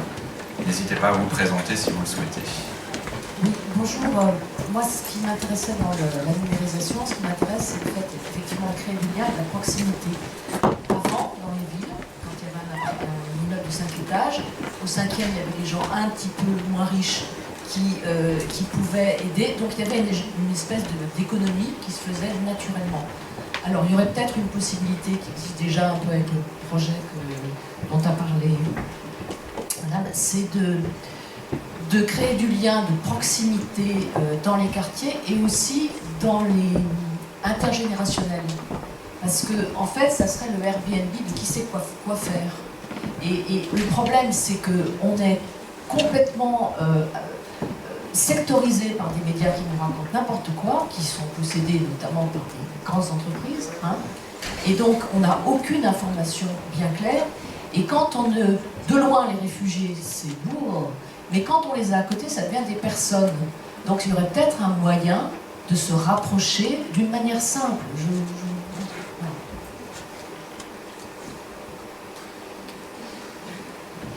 Ça existe. Voilà. Il y en a plusieurs, je peux faire la pub. Mais oui, non, mais c'est ça ce qu'il faut. C'est créer des technologies pour créer de la proximité et du lien social. C'est pas pour créer autre chose. On résout le problème. On retire les réfugiés. Oui, ils disparaissent pas. Non, ça s'appelle Calme. Comme à la maison, c'est un Airbnb pour réfugiés. Mais d'ailleurs, il y a plus de gens inscrits que de réfugiés. Donc il faut aussi marketer aux réfugiés maintenant. Moi, c'est sans doute le projet que j'aurais cité comme le projet favori. C'est Tsinga qui fait ça, hein, on est bien d'accord? Ouais. Et en fait, ils mettent en lien des gens prêts à accueillir avec des réfugiés. Et ça va au-delà du seul accueil résidentiel parce qu'il y a aussi une mise en lien pour... je sais, moi je suis prof de taekwondo.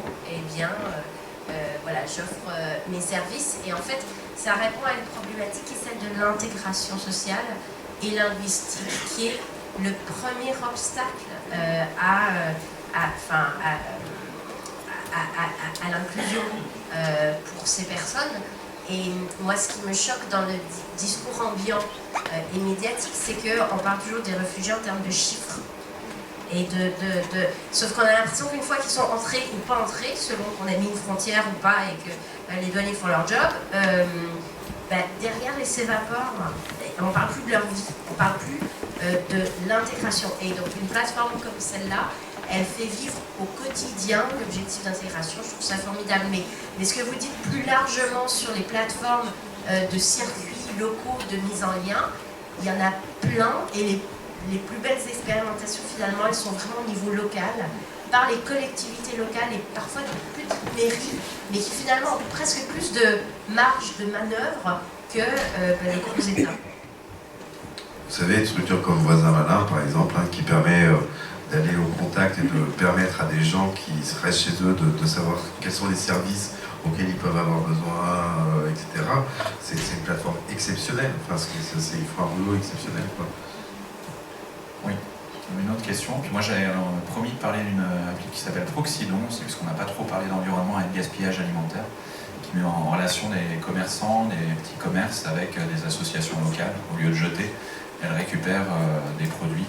C'est aussi une piste intéressante, hein. C'est vrai que le gaspillage alimentaire, c'est un vrai sujet aujourd'hui. Une autre question. Allez, un élu. Oui, il en faut bien qu'il s'exprime. Jean-Pierre Corsier, élu à la mairie du 11e, vie associative, ESS et économie circulaire. Moi, j'aurais quelques propositions à faire sur le modèle économique, puisque en tant qu'élu, ma problématique, justement, c'est de m'appuyer sur des dynamiques de territoire. Or, les dynamiques de territoire sur le 11e, c'est l'équivalent d'une ville comme Grenoble ou Dijon, hein, 155 000 habitants, donc c'est un grand territoire. Les dynamiques de territoire, c'est de permettre, c'est de développer l'interassociatif, et en même temps de développer l'inter-entrepreneuriat social. Et donc, puisqu'il y a beaucoup d'initiatives qui sont toutes passionnantes, mais qui sont isolées, chacun dans son couloir, et donc sur l'interassociatif, on mène une expérience justement sur l'accès à la santé, sur l'accès aux droits, sur la prévention santé. Moi, je verrais bien une belle extension par rapport à votre application, votre plateforme pour les réfugiés. On peut très bien toucher énormément de monde, et là, vous avez un très beau modèle économique. Nous, on essaye avec nos maigres moyens, on n'a pas de numérique à notre disposition, mais on peut aussi travailler ensemble. Et puis concernant l'inter-entrepreneuriat social, il faut développer la coopération numérique.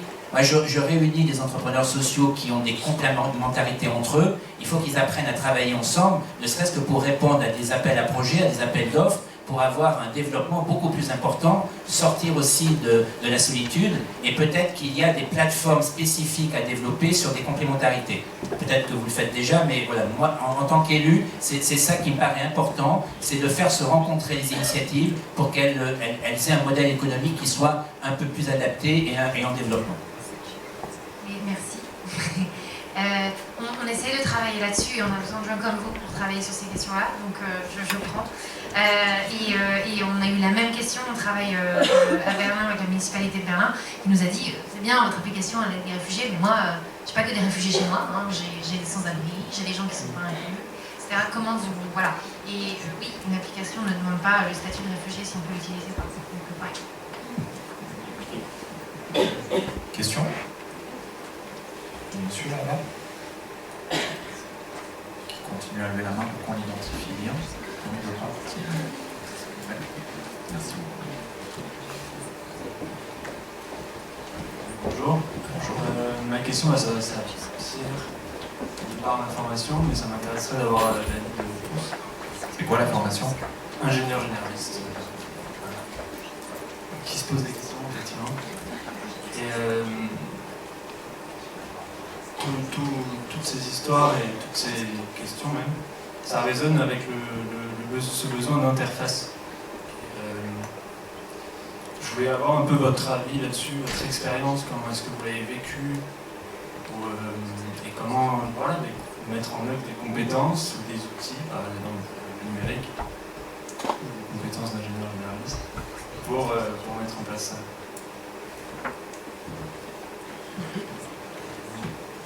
Je dirais, donc, dans ta formation d'ingénieur généraliste, tu as un truc assez redondant qui est le fait qu'il faut que tu synthétises. Tu as beaucoup d'informations, à la fin, tu auras une plateforme, tu auras un outil, tu auras un produit, mais au début, c'est la masse d'infos. Donc, là où tu as un rôle à jouer, effectivement, bah nous, l'exemple, c'était, on se baladait sur les structures, et à chaque fois, tu as un besoin exprimé plus ou moins bien. Donc après, toi, tu dois faire ce travail de synthèse pour qu'après, ce que tu proposes puisse après se répliquer et fonctionner à plus grande échelle. Donc c'est là où vraiment, mais comme tu peux avoir un consultant qui arrive dans une grande entreprise et qui doit solutionner un problème et qui va faire toute la chaîne hiérarchique pour essayer que ça fonctionne d'en haut jusqu'en bas, et ben voilà, c'est le même sujet. Là, on est sur des associations, le besoin est exprimé par un bénéficiaire, le travailleur social qui prend en charge, il a ses besoins lui aussi, il y a le manager de l'établissement qui va avoir lui aussi ses besoins, et là je suis en train de regrouper avec tes cours, tu vois, c'est très très proche en termes de démarche. Il faut juste que tu rentres là-dedans.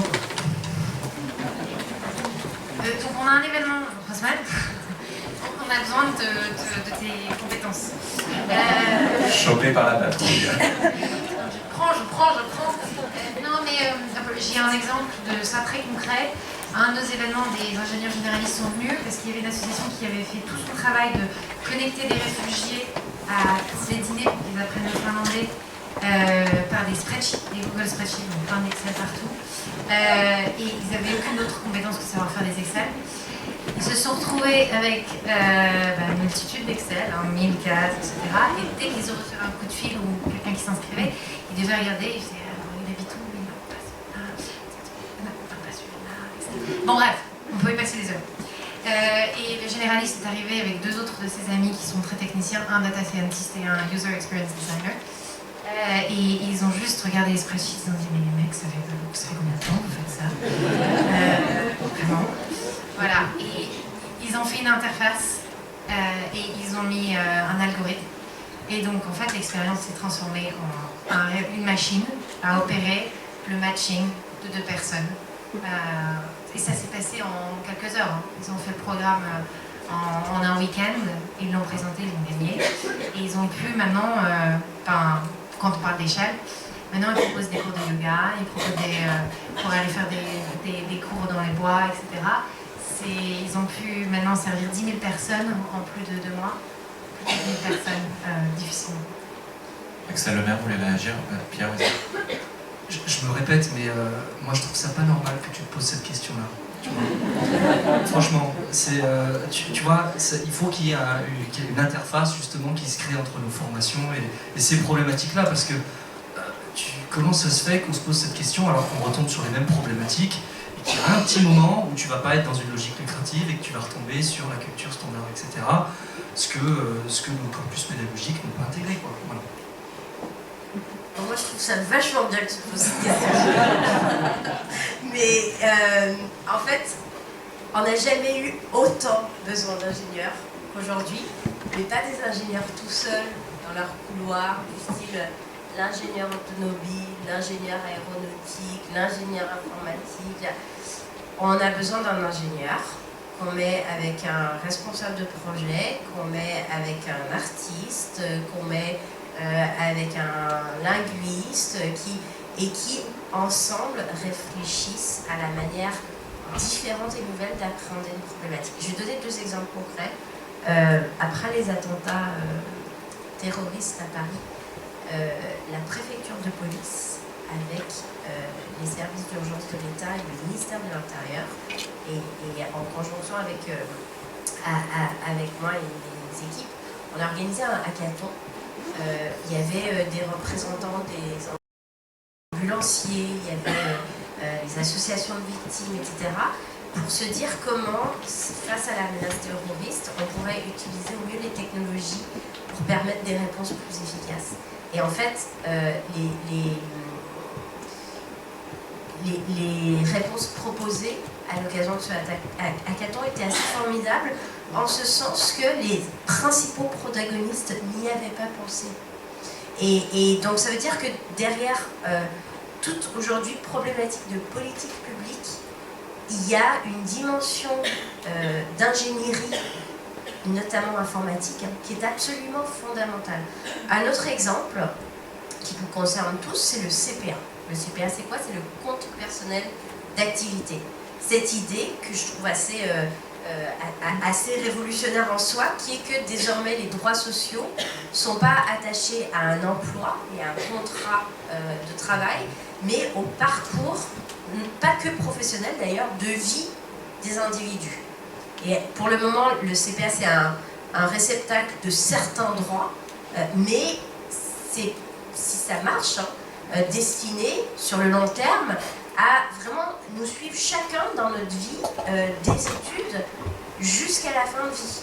Et on pourra mettre dedans la formation, le chômage, la retraite, des formes, pourquoi pas assurantielles, etc. Et il faudra voir comment ça évolue. Mais avec Myriam El Khomri, on avait lancé un hackathon où on a mis des ingénieurs, des développeurs, avec des agents publics, avec des designers, etc. en leur disant vous l'imaginez comment ce CPA? C'est-à-dire en partant de la réflexion de l'outil, qu'est-ce que vous en feriez? Et pour moi, c'est une manière nécessaire aujourd'hui de penser, d'élaborer les politiques publiques.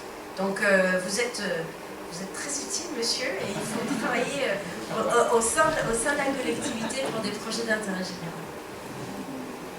Une dernière question? Ici. Bonsoir. Je m'excuse pour ma voix, je passe toujours à la Je suis élève à l'École nationale supérieure de sécurité sociale et j'ai notamment mené une étude sur l'accès au droit, l'inclusion sociale et la transformation numérique. J'aimerais connaître votre point de vue, notamment Madame la Ministre, sur cette thématique, sur le rôle que peut jouer la transformation numérique pour la sphère de la sécurité sociale. D'autant plus que, à mon sens, la transformation numérique peut apporter un enjeu de transparence qui permettrait aux citoyens français d'adhérer davantage aux valeurs de solidarité qui sont quelque peu malmenées en cette période actuelle. On prend peut-être une dernière question avant les réponses. Ici, là-bas, tout en haut. Essayez sans micro pour voir. Je vais essayer. En fait, je veux juste vous raconter une toute petite histoire. Je suis président d'une association dans une des villes qui est aussi grosse que le Sud, et qui gère une salle de concert avec un bar. Et derrière nous, il y a un campement. j'ai un peu honte, je ne sais pas si on dit comment les Roms, mais je ne sais pas s'ils sont Roms, Syriens, réfugiés, il y a des gens. Et en fait, je viens de réaliser enfin, je viens de réaliser, pas tout à fait, mais ça me parle. Les jeunes de ce camp venaient contre le bâtiment avec leur téléphone. Et ils étaient sous la pluie, sous la neige, etc. Et ils venaient contre le bâtiment. Et en fait, ils venaient utiliser notre borne Wi-Fi. Je sais pas si chez Free, je sais pas, en tout cas, parce qu'elle est ouverte pour nos clients. Il y en a une qui est ouverte pour nos clients, il n'y a pas de code d'accès, il suffit de se connecter, et ils venaient se connecter. Et du coup, on a décidé de la laisser ouverte, même la nuit, parce que quand on cliquait tout, ça éteignait tout, donc la borne Wi-Fi. Et pour qu'ils l'utilisent, peut-être, ou je ne sais pas. Et j'avais juste, ça doit être un peu compliqué, j'y connais pas trop, mais si on la laisse trop ouverte, ça doit permettre qu'on y ait accès, mais globalement, ouvrons nos box, quoi.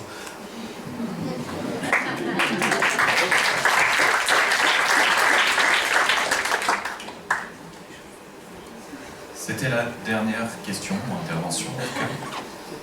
Madame la ministre, sur la question de la sécurité sociale notamment, et puis après on s'arrêtera là. C'est votre témoignage me parle parce que, en fait, je ne sais pas si vous voyez encore beaucoup de cabines téléphoniques en France, il y en a de moins en moins. Leur entretien coûte cher et elles sont très peu utilisées. Moins de 3 minutes par semaine en moyenne. Donc la question s'est posée, est-ce qu'on supprime les cabines téléphoniques et est-ce qu'on les remplace par des spots Wi-Fi? Alors, au-delà du fait que ça coûterait aussi cher et que la question se pose de qui paierait, il y a eu des expérimentations dans d'autres villes, dont à New York, et ils ont remplacé les cabines téléphoniques par des spots Wi-Fi, mais aussi l'accès aux écrans, et ça a créé plein apparemment de nuisances de quartier, parce qu'il y a eu des groupes qui se sont réunis autour des centres de connectivité, etc. Enfin bref, c'est une question en termes de politique urbaine qui reste ouverte. On peut se dire qu'effectivement, s'il y avait du Wi-Fi gratuit, ouvert, absolument partout, il n'y aurait pas des rassemblements autour de ce. Alors la question que vous posez, madame, est très complexe et nécessiterait sans doute plus que 2 minutes pour vous répondre. Est-ce que le numérique peut servir à non seulement justifier mais aussi renouveler le modèle de financement de la sécurité sociale, donc, sur lequel repose le fameux modèle social français, le fait que eh bien, les accidents, les incidents de la vie, quels que soient les parcours, le chômage, la maladie et la retraite, qui n'est pas un incident de la vie, mais sont financés par la collectivité. Et notamment par la rémunération du capital et du travail. Bon, ça c'est la question que vous posez, sachant que dans le contexte actuel est remis en cause de manière assez fondamentale le paiement de l'impôt et le fait que le paiement de cet impôt serve justement à la redistribution. Je suis persuadée, sans parler même des bouleversements induits par le numérique sur les formes de travail, sur les modèles d'organisation, etc., ça serait trop complexe de se lancer là-dedans, que le numérique en tant qu'outil de garantie de la transparence peut aider à renouer avec la confiance dans ce système social français. C'est-à-dire qu'à partir du moment où on comprend mieux à quoi sert l'impôt, très concrètement, eh bien, il est plus accepté.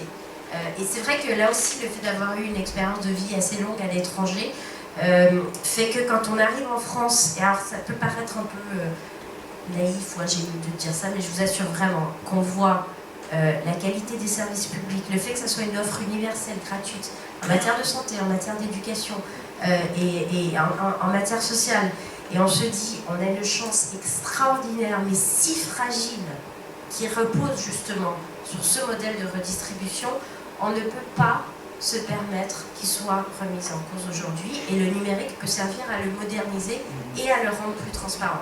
Donc, par exemple, le fait d'avoir depuis Bercy ouvert le code source de l'impôt sur le revenu, c'était un geste très important, parce que ça veut dire que tous les codeurs, hackers et pirates informatiques du monde aujourd'hui peuvent s'attaquer à ce code pour le tester et pour voir concrètement, quand on paye l'impôt, qui le paye et selon quels critères.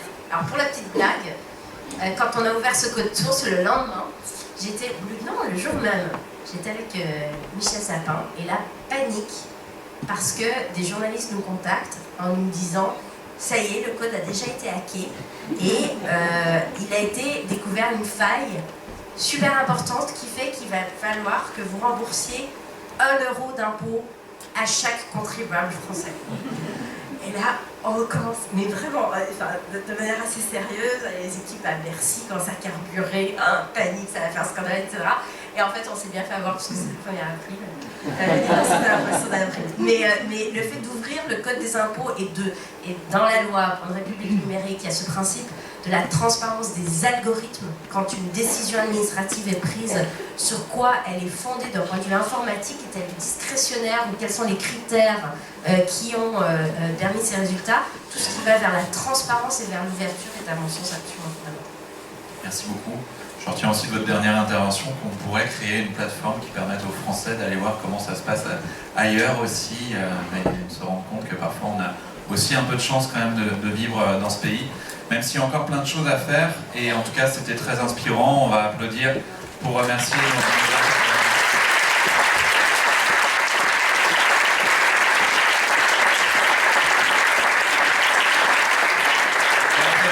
Merci à tous.